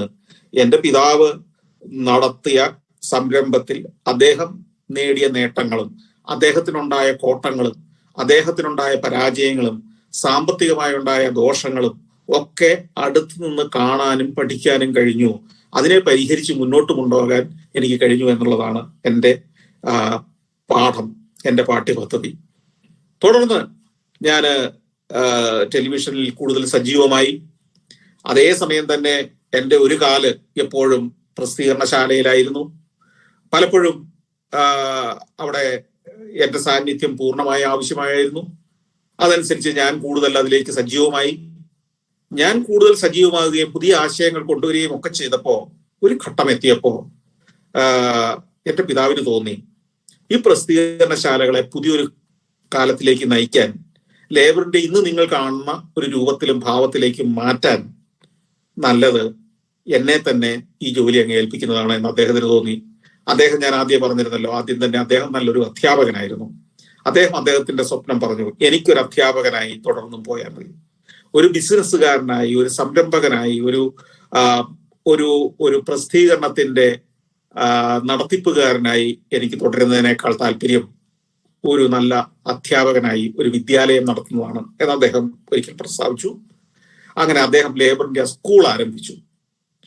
പ്രസിദ്ധീകരണം അപ്പോഴേക്കും ചില പ്രശ്നങ്ങളിലൊക്കെ ചെന്ന് ചാടിയിരുന്നു. ചില കേരളത്തിലെ ഏത് സംരംഭവും ആരംഭിക്കുമ്പോൾ ഉണ്ടാകാവുന്ന പ്രശ്നങ്ങൾ നിരവധിയുണ്ട്. തൊഴിൽ പ്രശ്നങ്ങൾ മുതൽ സാമ്പത്തിക പ്രതിസന്ധികൾ മുതൽ നിരവധി പ്രശ്നങ്ങളുണ്ട്. അത്തരം പ്രശ്നങ്ങളുടെയും ഒരു കാലഘട്ടത്തിലൂടെയായിരുന്നു ലേബർ ഇന്ത്യ കടന്നുപോയിരുന്നത്. അപ്പോ ഞാൻ പൂർണ്ണമായും പ്രസിദ്ധീകരണത്തിന്റെ ചുമതലകളിലേക്ക് വന്നു. പിതാവ് പൂർണ്ണമായും സ്കൂളിലേക്ക് മാറി, അദ്ദേഹത്തിന്റെ പ്രവർത്തന മേഖലയിലേക്ക് മാറി. അങ്ങനെ 1996 മുതൽ ലേബർ ഇന്ത്യയുടെ ചുമതല എൻ്റെ ചുമതലകളിലേക്ക് വന്നു. അപ്പോ വളരെ കലുഷിതമായ ഒരു സാഹചര്യത്തിൽ തന്നെയാണ് ലേബർ ഇന്ത്യയുടെ ചുമതലയിലേക്ക് ഞാൻ വരുന്നത്. കലുഷിതം എന്ന് പറഞ്ഞാൽ അന്നത്തെ സാഹചര്യം വളരെ വ്യത്യസ്തമായിരുന്നു. അപ്പൊ എന്റെ മുന്നിൽ ഉണ്ടായിരുന്ന ലക്ഷ്യങ്ങളിലോ ഏറ്റവും പ്രധാനം, ഏറ്റവും ആത്മാർത്ഥമായി പ്രവർത്തിക്കുന്ന ഒരു സഹപ്രവർത്തകരുടെ ഒരു കൂട്ടായ്മയെ സൃഷ്ടിക്കേണ്ടതുണ്ട്. അവരെ ഇൻസ്പയർ ചെയ്യണം, അവരെ ഏറ്റവും ആവേശഭരിതരാക്കണം, അവരെ വലിയ സ്വപ്നങ്ങൾ കാണാൻ പ്രേരിപ്പിക്കണം, അവരെ വലിയ ലക്ഷ്യത്തിലേക്ക് കൂടെ നയിക്കണം. ഒപ്പം ലേബർ ഇന്ത്യക്ക് വിപ്ലവകരമായ മാറ്റങ്ങൾ ഉണ്ടാക്കണം. അതിന് ഏജൻസി സംവിധാനങ്ങൾ മുതൽ ഇവിടുത്തെ മാർക്കറ്റിംഗ് തന്ത്രങ്ങൾ വരെ എല്ലാം പൊളിച്ചെഴുതേണ്ടതുണ്ട്. അങ്ങനെ 96 മുതൽ മറ്റൊരു ലേബർ ഇന്ത്യ പ്രവർത്തനം ആരംഭിച്ചു. മറ്റൊരു ശൈലിയിൽ ഏജൻസി, അതുവരെ 10-15 ഏജന്റുമാർ മാത്രമാണ് കേരളത്തിലുണ്ടായിരുന്നത്. അത് മാറ്റി 200-ഓളം ഏജന്റുമാരുടെ ഒരു ശൃംഖല കേരളത്തിലുണ്ടാക്കി. അതും പോരാതെ പിന്നീട് അടുത്ത ഘട്ടത്തിൽ LIREP, labour India rural employment programme എന്നൊരു പ്രോജക്റ്റിലൂടെ 1400-ഓളം ഏജന്റുമാരുടെ ഒരു ശൃംഖലയാക്കി ലേബർ ഇന്ത്യയെ മാറ്റി. ബുക്ക് സ്റ്റോളുകളും സ്കൂളുകളും വീടുകളും വരെ ലേബർ ഇന്ത്യ എത്തുന്ന ഒരു സംവിധാനം ഉണ്ടാക്കി. ഏതാണ്ട് 1.25 ലക്ഷം കോപ്പി 96 ഉണ്ടായിരുന്ന ലേബർ ഇന്ത്യ 2007 എത്തുമ്പോഴേക്കും 17 ലക്ഷം കോപ്പികൾ എല്ലാ മാസവും പ്രസിദ്ധീകരിക്കുന്ന ഒരു പ്രസിദ്ധീകരണശാലയായി വളർന്നു കഴിഞ്ഞിരുന്നു. അപ്പോഴേക്കും ഇതിനു വേണ്ടി വന്നത്, ഞാൻ പറഞ്ഞല്ലോ, ലേബർ ഇന്ത്യ എന്നൊരു പ്രസിദ്ധീകരണത്തിലെ ഓരോ അക്ഷരവും എഴുതുന്നത് മുതൽ അതിനെ ഈ മാസിക ആഗ്രഹിക്കുന്ന ഓരോ കുട്ടിയുടെയും വീട്ടിലെത്തിക്കുകയും അവർ തൃപ്തിയോടെ അത് ഉപയോഗിക്കുന്നു എന്ന് ഉറപ്പുവരുത്തുകയും ചെയ്യുന്നത് വരെയുള്ള എല്ലാ പ്രവർത്തന മേഖലയിലും നമ്മുടെ നിരീക്ഷണവും ഫോളോ അപ്പും ഉണ്ട് എന്ന് ഉറപ്പുവരുത്തുകയും ചെയ്യുന്ന ഒരു കാര്യമായിരുന്നു. അത് ഒരു വശേ നടക്കുമ്പോൾ തന്നെയാണ് ഞാൻ 90കളുടെ മധ്യകാലത്തിൽ ടെലിവിഷനിലും സജീവമാകുന്നത്. ടെലിവിഷനിൽ അക്കാലത്ത് നിരവധിയായ സീരിയലുകളും ഡോക്യുമെന്ററികളും ടെലിഫിലിമുകളും ഒക്കെ ദൂരദർശനിലും ഏഷ്യാനെറ്റിലും ഒക്കെ സംപ്രേഷണം ചെയ്യുന്നുണ്ടായിരുന്നു. അത്തരം പ്രവർത്തനങ്ങളാണ് ഞാനും ആദ്യകാലത്ത് നടത്തിയിരുന്നത്. പക്ഷെ എനിക്ക് മനസ്സിലായി കുറച്ച് നാളുകൾ അത്തരം പ്രവർത്തനം കഴിഞ്ഞപ്പോൾ, ഈ പ്രവർത്തനം കൊണ്ട് ഞാൻ സ്വപ്നം കണ്ട ഒരു ടെലിവിഷൻ സംസ്കാരം, ഞാൻ സ്വപ്നം കണ്ട ഒരു പാഷനേറ്റായ ഒരു ടെലിവിഷൻ ആശയം നടപ്പാകുന്നില്ല. ഇതൊന്നും അല്ല എൻ്റെ മനസ്സിലുണ്ടായിരുന്ന സ്വപ്നം. ഈ ആയിരക്കണക്കിന് സീരിയലുകളും ടെലിഫിലിമുകളും ഒക്കെ ആളുകൾ കണ്ട് ആസ്വദിച്ചു പോകും. പക്ഷേ അതിന്റെ പിന്നണിയിൽ ആര് പ്രവർത്തിച്ചു എന്ന് നാളെ ആരും ഓർമ്മിക്കാൻ പോകുന്നില്ല. എന്നാൽ ഞാൻ ചെയ്യുന്ന ഒരു പ്രവൃത്തി, ഞാൻ ഉണ്ടാക്കുന്ന ഒരു ടെലിവിഷൻ പരിപാടി നാളെയും മനുഷ്യർ ഓർത്തിരിക്കുന്ന ചരിത്രത്തിന്റെ ഭാഗമാകുന്ന ഒന്നായിരിക്കണം. അതിനെന്താണ് ഒരാശയം എന്ന് ചിന്തിച്ച് കുറച്ചു കാലത്തേക്ക് ഒന്നും ഞാൻ ചെയ്തില്ല, ദൂരദർശന് വേണ്ടിയും ഏഷ്യാനെറ്റിന് വേണ്ടിയും. അങ്ങനെ ഇരിക്കുമ്പോഴാണ് പഴയ ചില ഓർമ്മകൾ മനസ്സിലേക്ക് വന്നത്, യാത്രകളുടെ ഓർമ്മകൾ, എസ്.കെ. പൊറ്റക്കാടിന്റെ യാത്രാവിവരണങ്ങൾ വായിച്ച ചില ഓർമ്മകൾ. ആ പുസ്തകങ്ങൾ വീണ്ടും ഒരിക്കൽ കൂടി എടുത്ത് വായിച്ചു. അപ്പൊ പെട്ടെന്ന് മനസ്സിലേക്ക് ഒരു ആശയം വന്നു. എസ്.കെ. പൊറ്റക്കാട് അക്ഷരങ്ങളിലൂടെ നമ്മൾ മുന്നിൽ വിവരിച്ചു തന്ന ഒന്നിനെ എന്തുകൊണ്ട് ഈ കാലഘട്ടത്തിലെ ഞാൻ പഠിച്ച, എനിക്ക് വൈദഗ്ധ്യം നേടാൻ കഴിഞ്ഞ ടെലിവിഷൻ എന്ന മാധ്യമത്തിലൂടെ അവതരിപ്പിച്ചുകൂടാ? അങ്ങനെയാണ് ഞാൻ സഞ്ചാരം എന്ന പരിപാടിയുടെ ആശയം രൂപീകരിക്കുന്നത്. അത് നേപ്പാൾ എന്ന ഇന്ത്യയുടെ തൊട്ടടുത്ത ഒരു രാജ്യത്തേക്കുള്ള ട്രെയിനിലേക്കുള്ള ഒരു യാത്ര തരപ്പെടുത്തിക്കൊണ്ടാണ് ഞാൻ അതിന്റെ ചിത്രീകരണം ആരംഭിച്ചത്. തുടർന്ന് പുതിയ പുതിയ രാജ്യങ്ങളിലേക്ക് യാത്ര ചെയ്തു. ഒരു ക്യാമറയുമായി തനിച്ച് യാത്ര ചെയ്ത് ചിത്രീകരിക്കേണ്ടത് എങ്ങനെയെന്ന് എനിക്ക് ബോധ്യമായി. അത് ആളുകൾക്ക് മനസ്സിലാവുന്ന രീതിയിൽ എങ്ങനെ പറഞ്ഞു കൊടുക്കാമെന്ന് മനസ്സിലായി.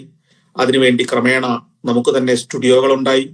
പക്ഷെ ഇതൊക്കെ ചെയ്യുമ്പോഴും പല ചാനലുകൾക്കും ഈ പരിപാടിയോട് അത്ര താല്പര്യം ഉണ്ടായിരുന്നില്ല. കാരണം ഇതൊരു ഡോക്യുമെന്ററി സ്വഭാവത്തിലുള്ള പരിപാടിയാണ്.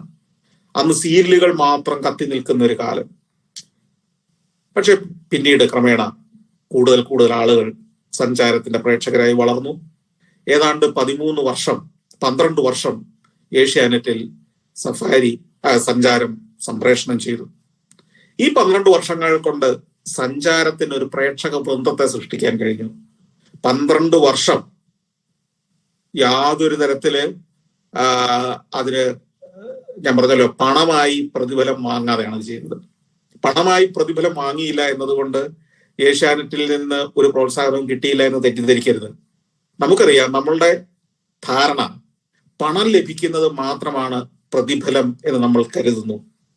അതല്ല ഒരു സംരംഭകനെ സംബന്ധിച്ചിടത്തോളം പ്രതിഫലം. അത് പറയാൻ വേണ്ടിയാണ് ഞാനത് അണ്ടർലൈൻ ചെയ്ത് പറയുന്നത്. 12 വർഷം പ്രതിഫലം വേണ്ട എന്നൊരാൾ തീരുമാനിച്ചാൽ, പ്രതിഫലം ഇല്ലാതെ സംപ്രേഷണം ചെയ്യാമെന്ന് തീരുമാനിച്ചാൽ അതിന്റെ പിന്നിൽ ഒരു ലക്ഷ്യമുണ്ടാവും. ആ ലക്ഷ്യം എന്താണെന്നാണ് നിങ്ങൾ മനസ്സിലാക്കേണ്ടത്. ഏഷ്യാനെറ്റ് ആ സമയമായപ്പോഴേക്കും ലോകം മുഴുവനുള്ള മലയാളികൾ കാണുന്ന ഒരു മാധ്യമമായി വളർന്നു കഴിഞ്ഞിരുന്നു. എന്റെ ചിന്തയിൽ പോയത്, പ്രതിഫലം തരാൻ നിർവാഹമില്ല എന്നവർ പറഞ്ഞാൽ എനിക്ക് വേണ്ട എന്ന് വെക്കാം, പറ്റില്ല എന്ന് തീരുമാനിക്കാം. പക്ഷെ അതുകൊണ്ട് നഷ്ടം എനിക്ക് മാത്രമാണ്. ഏഷ്യാനെറ്റ് നഷ്ടമൊന്നും ഉണ്ടാകുന്നില്ല. എന്നാൽ പ്രതിഫലം ഇല്ലാതെയും സംപ്രേഷണം ചെയ്യാം എന്ന് തീരുമാനിച്ചാൽ ഏഷ്യാനെറ്റ് എത്തുന്ന എല്ലാ വീട്ടിലും സഞ്ചാരം എന്ന ഈ പരിപാടിയുടെ ആശയം എത്തും. ലക്ഷക്കണക്കിന് വീടുകളിൽ സഞ്ചാരം ആളുകൾ കാണും. എന്നെ ജനങ്ങൾ അറിയും.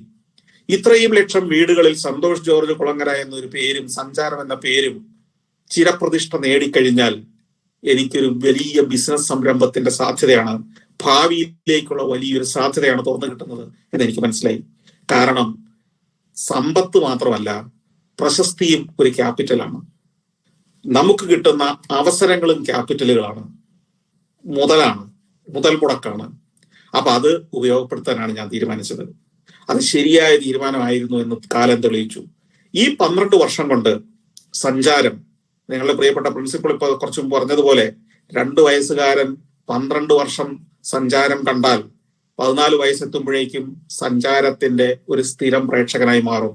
സന്തോഷ് ജോർജ് കുളങ്ങരയുടെ ഒരു ഫോളോവറായി മാറുന്നു. അങ്ങനെ ലക്ഷക്കണക്കിന് പ്രേക്ഷകരുടെ ഒരു സമൂഹത്തെ ഈ 12 വർഷം കൊണ്ട് ഏഷ്യാനെറ്റിന്റെ ക്യാൻവാസിൽ, ഏഷ്യാനെറ്റ് എനിക്ക് ഒരുക്കി ചെന്ന ചുവരിൽ വരച്ചുകൊണ്ട് എനിക്ക് സൃഷ്ടിക്കാൻ കഴിഞ്ഞു. അപ്പോഴാണ് ഞാൻ സ്വന്തമായ ഒരു ചാനലിനെ കുറിച്ച് ചിന്തിച്ചു തുടങ്ങിയത്, സഫാരി. അവിടെ 2012 അതിനു വേണ്ടിയുള്ള ശ്രമങ്ങൾ ആരംഭിച്ചു. നിരവധി കടമ്പകൾ, പ്രതിസന്ധികൾ, പ്രശ്നങ്ങൾ ഉണ്ടായിരുന്നു അത് ആരംഭിക്കാൻ. Ministry of information and broadcasting licence ലഭിക്കുക എന്നത് തന്നെ വളരെ ദുഷ്കരമായ ഒരു കാര്യമാണ്. അങ്ങനെ ഒരു ചാനൽ ലൈസൻസ് ലഭിച്ചു. 2013 നവംബർ 1 സഫാരി സംപ്രേഷണം ആരംഭിച്ചു. അപ്പൊ ഞാൻ ഏറ്റവും കടപ്പെട്ടിരിക്കുന്നത്, പലരും ചില വിമർശനങ്ങളിൽ പറയാറുണ്ട്, എന്റെ വാക്കുകളെ മിസ്കോട്ട് ചെയ്തിട്ട് പറയാറുണ്ട്, ഏഷ്യാനെറ്റ് പ്രതിഫലം ഒന്നും തന്നില്ല എന്ന്. പ്രതിഫലം തന്നില്ല, പണമായി തന്നില്ല എന്ന് മാത്രമേ അതിനർത്ഥമുള്ളൂ. ഏഷ്യാനെറ്റ് ഉണ്ടാക്കിയ ഒരു സൽപ്പേര്, ഏഷ്യാനെറ്റ് എനിക്ക് തന്ന ഒരു സൽപ്പേരും പ്രശസ്തിയുമാണ് സത്യത്തിൽ സഫാരി എന്നൊരു ചാനൽ ആരംഭിക്കാൻ എനിക്ക് ഊർജം തന്നത്, കരുത്ത് പകർന്നു തന്നത്. നിങ്ങളിൽ പലരും എന്നെ അറിയുന്നത് ഏഷ്യാനെറ്റിന്റെ ആ കാലത്തെ സഞ്ചാരത്തിലൂടെയാണ്.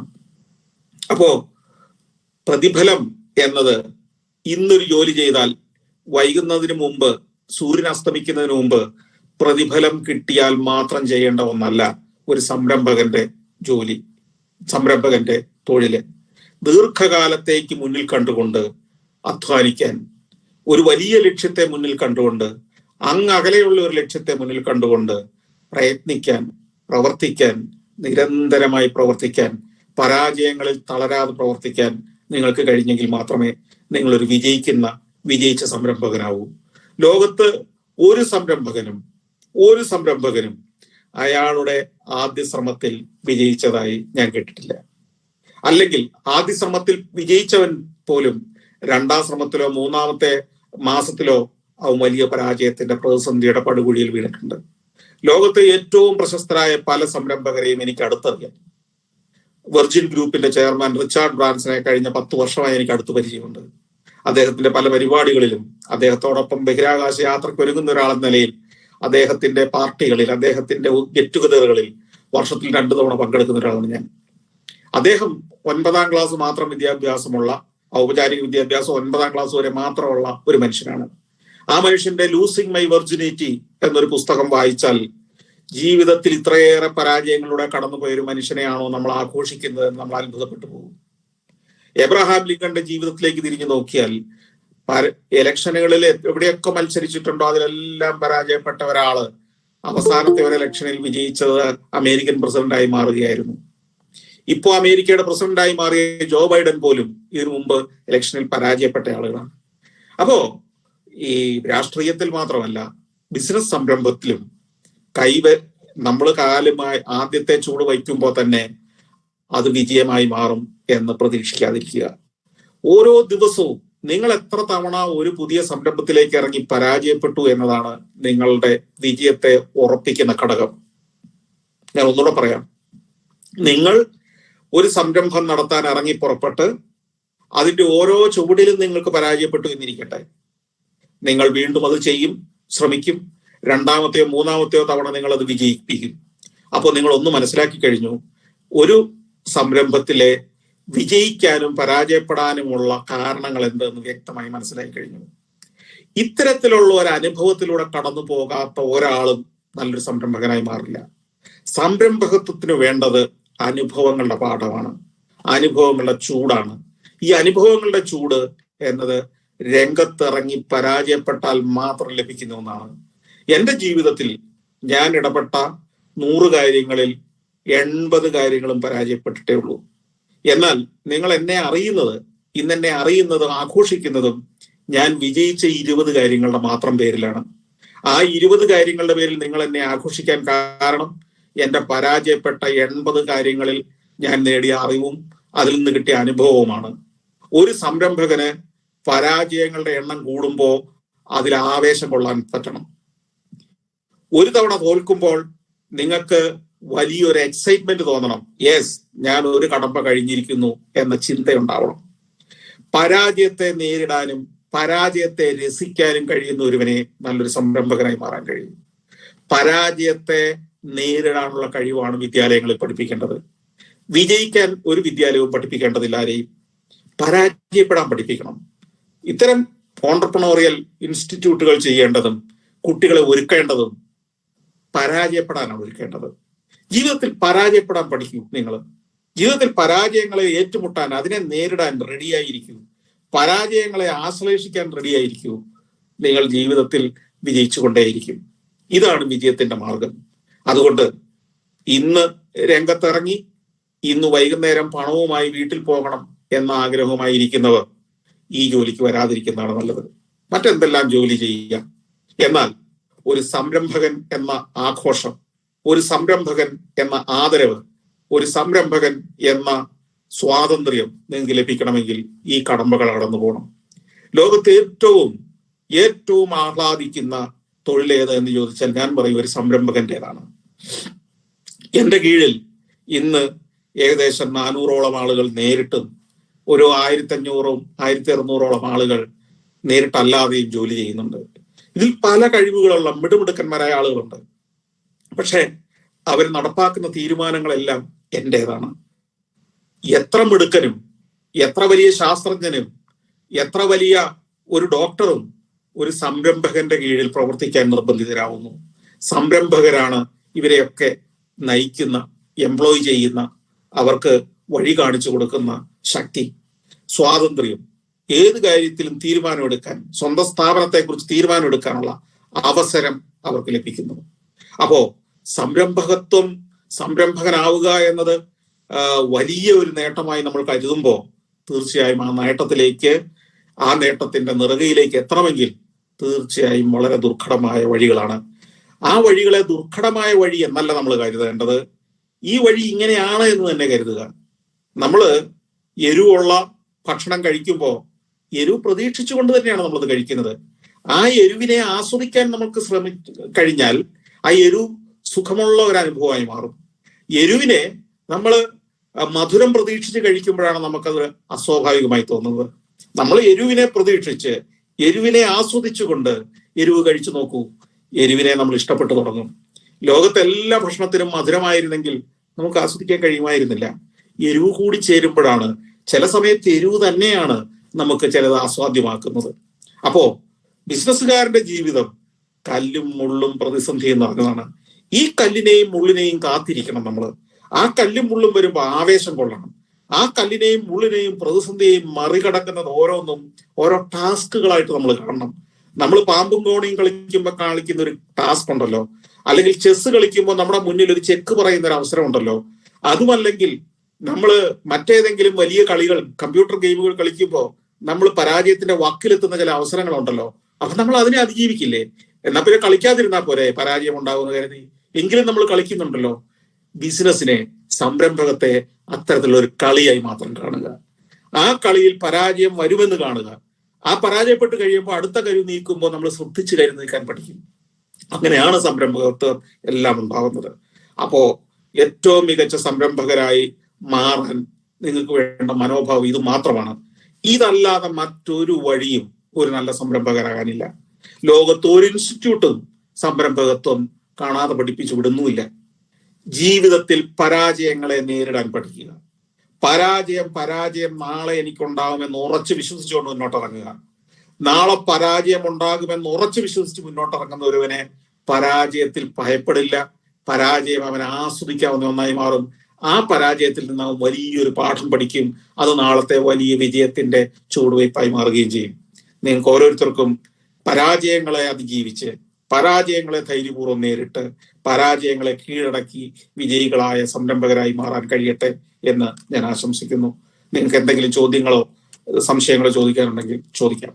Thank you.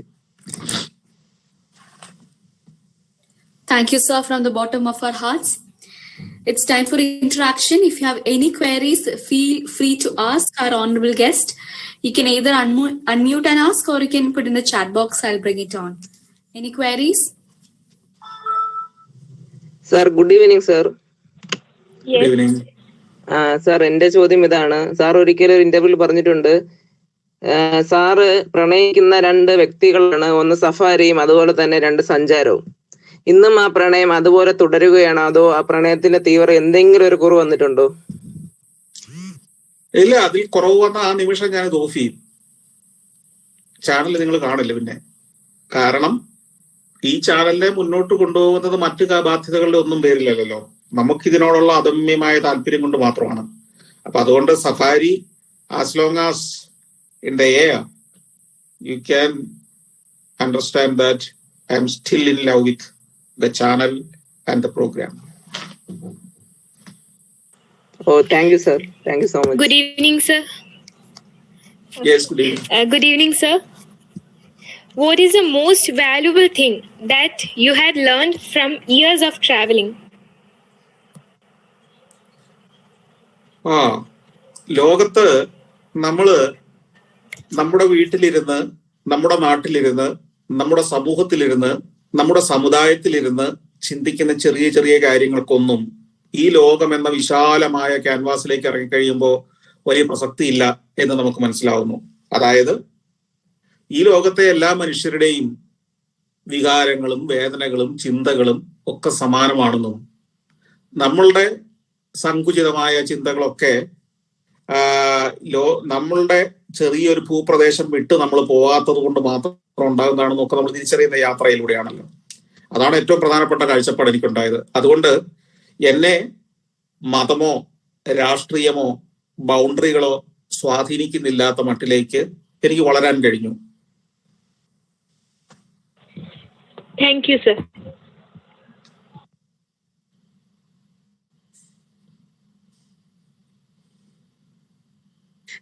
സർ, ഈ പ്രോഗ്രാമിന്റെ കോർഡിനേറ്റർ ലക്ഷ്മിയാണ് സാറിനെ വിളിച്ച ടീച്ചർ.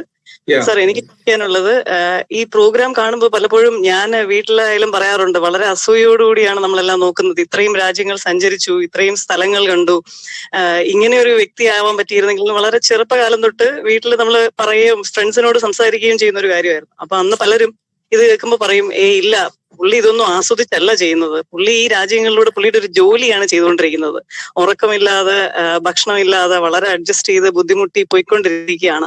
പക്ഷെ എനിക്കത് വിശ്വസിക്കാൻ പ്രയാസമായിരുന്നു. ഇത്രയും രാജ്യങ്ങളും ഇത്രയും ജനങ്ങളെയും ഇത്രയും സാറ് പറഞ്ഞ പോലെ ബൗണ്ടറികൾ ഇല്ലാതെ സഞ്ചരിക്കുമ്പോൾ നമുക്കത് ആസ്വദിക്കാതെ ആ ജോലി മാത്രമായി കണ്ടുകൊണ്ട് ചെയ്യാൻ പറ്റുമോ? അത് സത്യമാണോ? അതില് നമ്മൾ ആസ്വദിക്കുന്നുണ്ട്, പക്ഷെ അത് ഏത് സമയത്താണെന്നുള്ളതാണ് ഇതിനകത്തെ വ്യത്യാസം. ഇപ്പൊ നമ്മൾ യാത്ര ചെയ്യുമ്പോഴും ഷൂട്ട് ചെയ്യുമ്പോഴും നമുക്ക് ആസ്വാദനം അത്ര പോസിബിൾ അല്ല. കാരണം നമുക്കറിയാം, ഒരു വിഷ്വൽ മീഡിയയില് ഒരു പരിപാടി, ഞാൻ ചെയ്യുന്ന തരം പരിപാടി എനിക്ക് മറ്റുള്ളവരുടെ ചിലപ്പം അങ്ങനെ ആവണമെന്നില്ല. ഞാൻ സഞ്ചാരം ഷൂട്ട് ചെയ്യുമ്പോൾ വളരെ കുറഞ്ഞ സമയമാണ് എനിക്ക് വിദേശത്ത് യാത്ര ചെയ്യാൻ കിട്ടുക. കാരണം ഞാൻ നേരത്തെ പറഞ്ഞ പോലെ പ്രസിദ്ധീകരണമുണ്ട്, ചാനലുണ്ട്, അതിന്റെ നിരവധി ജീവനക്കാരുണ്ട്. നമുക്കറിയാം 100-500 ആളുകൾ ജോലി ചെയ്ത ഒരു സ്ഥാപനത്തിന്റെ മേധാവി എന്ന നിലയിൽ നമുക്ക് എന്തെല്ലാം സാമ്പത്തികം മുതൽ നയപരമായ നിരവധി പ്രശ്നങ്ങളുണ്ട്. അപ്പൊ അതിനിടയ്ക്ക് ഒരു മാസം ഞാൻ സാധാരണഗതിയിൽ ഒരു 5-6 ദിവസം മാത്രമേ എനിക്ക് ഈ സ്ഥാപനത്തിൽ നിന്ന് വിട്ടു നിൽക്കാൻ സമയം കിട്ടാറുള്ളൂ. ഈ 5 ദിവസം കൊണ്ട് വേണം എനിക്ക് അടുത്ത ഒരു മാസം മുഴുവൻ പോകാൻ മാത്രമുള്ള സഞ്ചാരം ഷൂട്ട് ചെയ്തുകൊണ്ട് വരാൻ. അപ്പൊ ഒരു ദിവസം 6 എപ്പിസോഡെങ്കിലും വെച്ച് ഷൂട്ട് ചെയ്തെങ്കിലേ എനിക്ക് വർക്ക് മുന്നോട്ട് നീങ്ങൂ.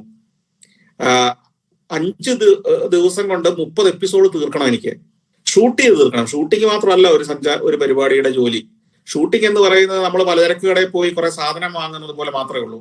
എന്നാൽ അത് പാകം ചെയ്യാൻ വേണ്ടി അടുക്കളയിൽ കൊണ്ടുപോയി പാചകം ചെയ്തെടുക്കുന്നത് പോലെയാണ് അതിന് എഡിറ്റിംഗ് ടേബിളിൽ വെച്ച് ഒരു പ്രോഗ്രാം ആക്കി രൂപാന്തരപ്പെടുത്തുന്നത്. അതിനേക്കാൾ കൂടുതൽ ജോലി ആവശ്യമാണ്. അപ്പൊ അതൊക്കെ പിന്നീടുള്ള സമയത്ത് രാത്രികളിൽ ഇരുന്ന് ചെയ്യാമെന്നുള്ളത് കൊണ്ടാണ് ഈ 5 ദിവസം പോയി ഷൂട്ട് ചെയ്യുന്നത്.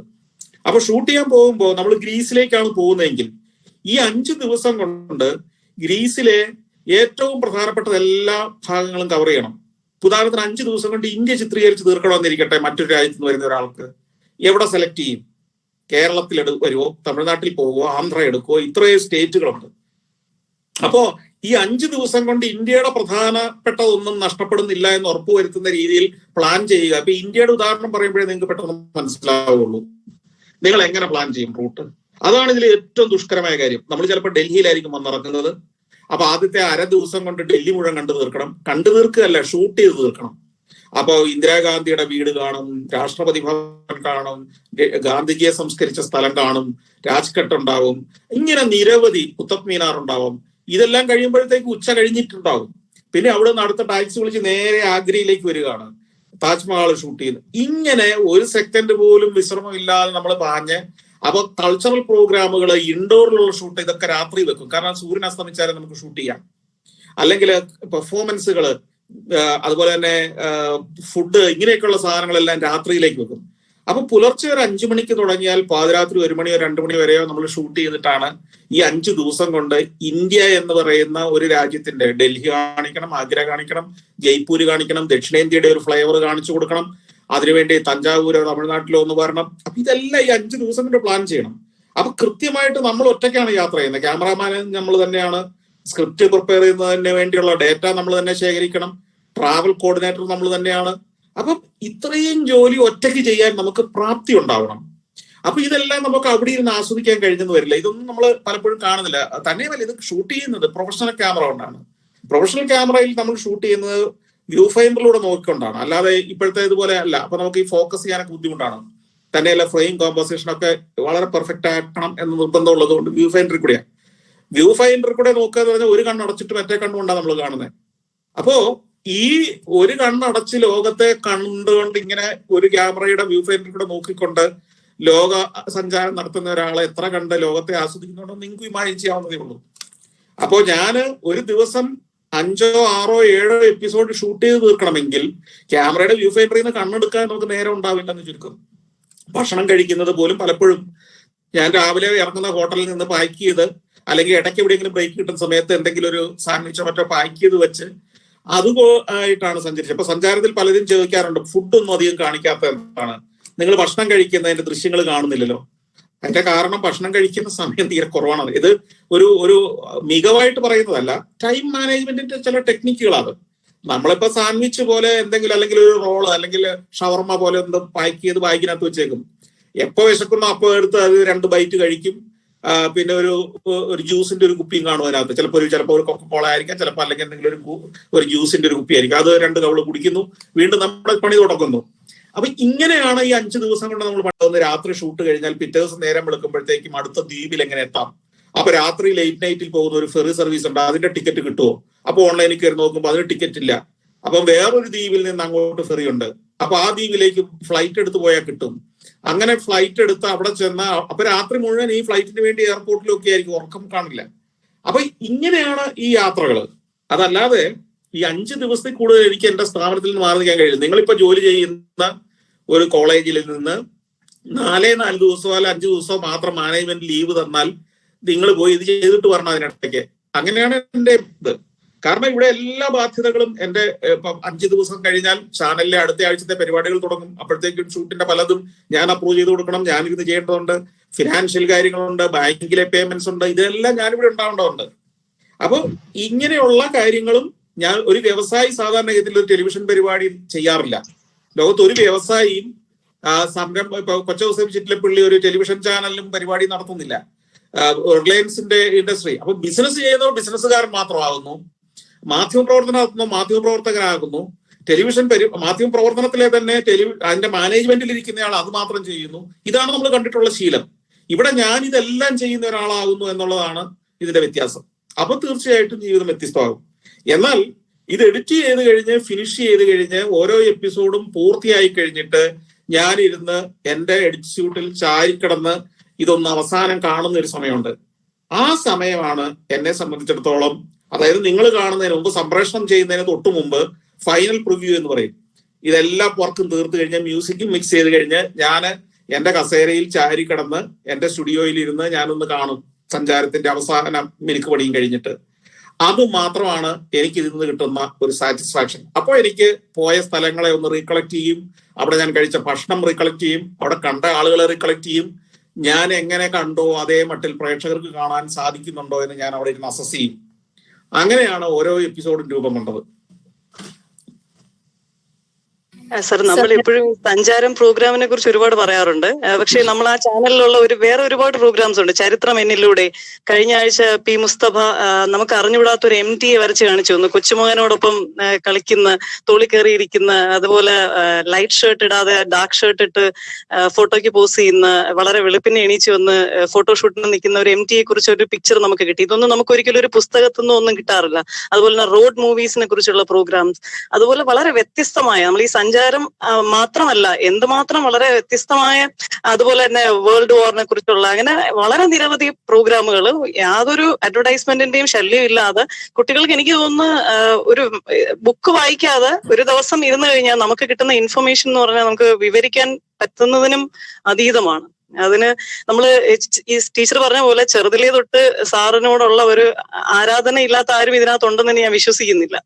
സാറിന് ഇനിയും വളരെ വലിയ ഉയരങ്ങളിൽ എത്താൻ പറ്റട്ടെ, നമുക്കതെല്ലാം കാണാനും പുതിയ ലോകങ്ങൾ സാറിന് നമുക്ക് കാണിച്ചു തരാനും പറ്റട്ടെ എന്ന് ആശംസിക്കുന്നു. അതുപോലെ ഞാൻ വിളിച്ചപ്പം ഇത്രയും ഞാൻ ഒരു റെക്കമെൻഡേഷന്റെ ബാക്ക്ഗ്രൗണ്ടും ഇല്ലാതെ സാറിന്റെ സ്റ്റുഡിയോയിലെ നമ്പർ ഗൂഗിൾ ചെയ്തെടുത്ത് ഞാൻ ഫോൺ ചെയ്യായിരുന്നു. ഒരു 2-3 പ്രാവശ്യം വിളിച്ചിട്ടാണ് സാർ ഓഫീസിൽ ഇല്ലായിരുന്നു സാർ ആദ്യമേ എനിക്ക് കിട്ടിയത്. ഞാൻ ഒരിക്കലും പ്രതീക്ഷയില്ല സാർ ഇങ്ങനെ ഒരു പ്രോഗ്രാമിന് സമ്മതിക്കുമെന്നും വരുമെന്നും ഒന്നും എനിക്ക് ഒരു പ്രതീക്ഷയില്ലായിരുന്നു. എനിക്ക് സാറിന്റെ ടോക്സ് കണ്ടും സാറിന്റെ പ്രോഗ്രാംസ് കണ്ടും ഉള്ള ഒരു ആരാധനയെന്ന് തന്നെ പറയാം. അതിലൂടെ ആ ഒരു ഊർജം കൊണ്ടാണ് ഞാൻ കോണ്ടാക്ട് ചെയ്തത്. അതില് സാർ അത് അക്സെപ്റ്റ് ചെയ്തതിൽ എനിക്ക് പറഞ്ഞാൽ തീരാത്തത്രയും നന്ദിയുണ്ട്. എനിക്ക് വളരെ സന്തോഷമുണ്ട്. Thank you.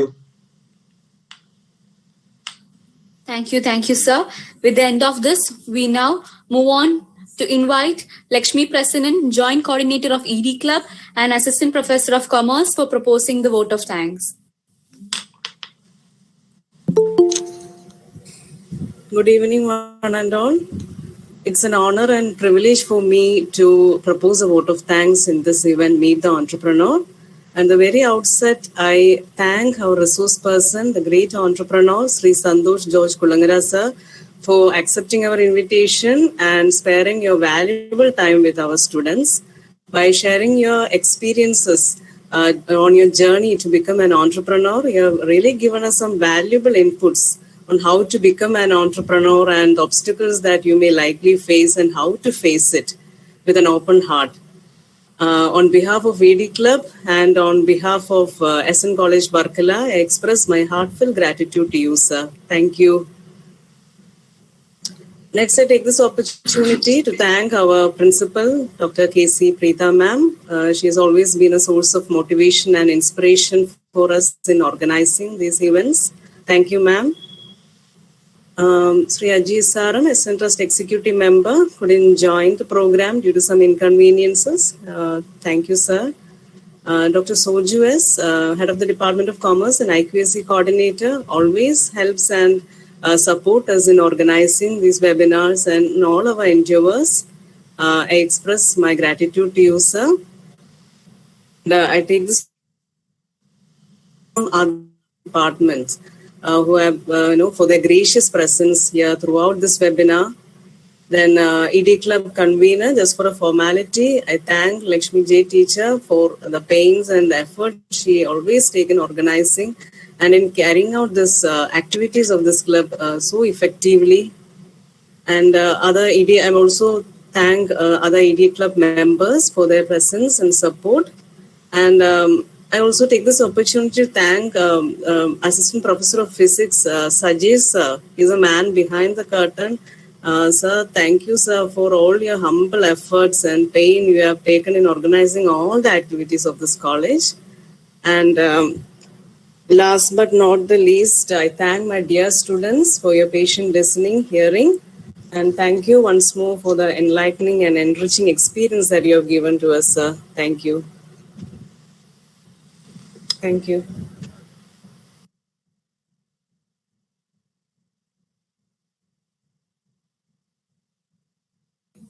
Thank you. With this, we are concluding our program.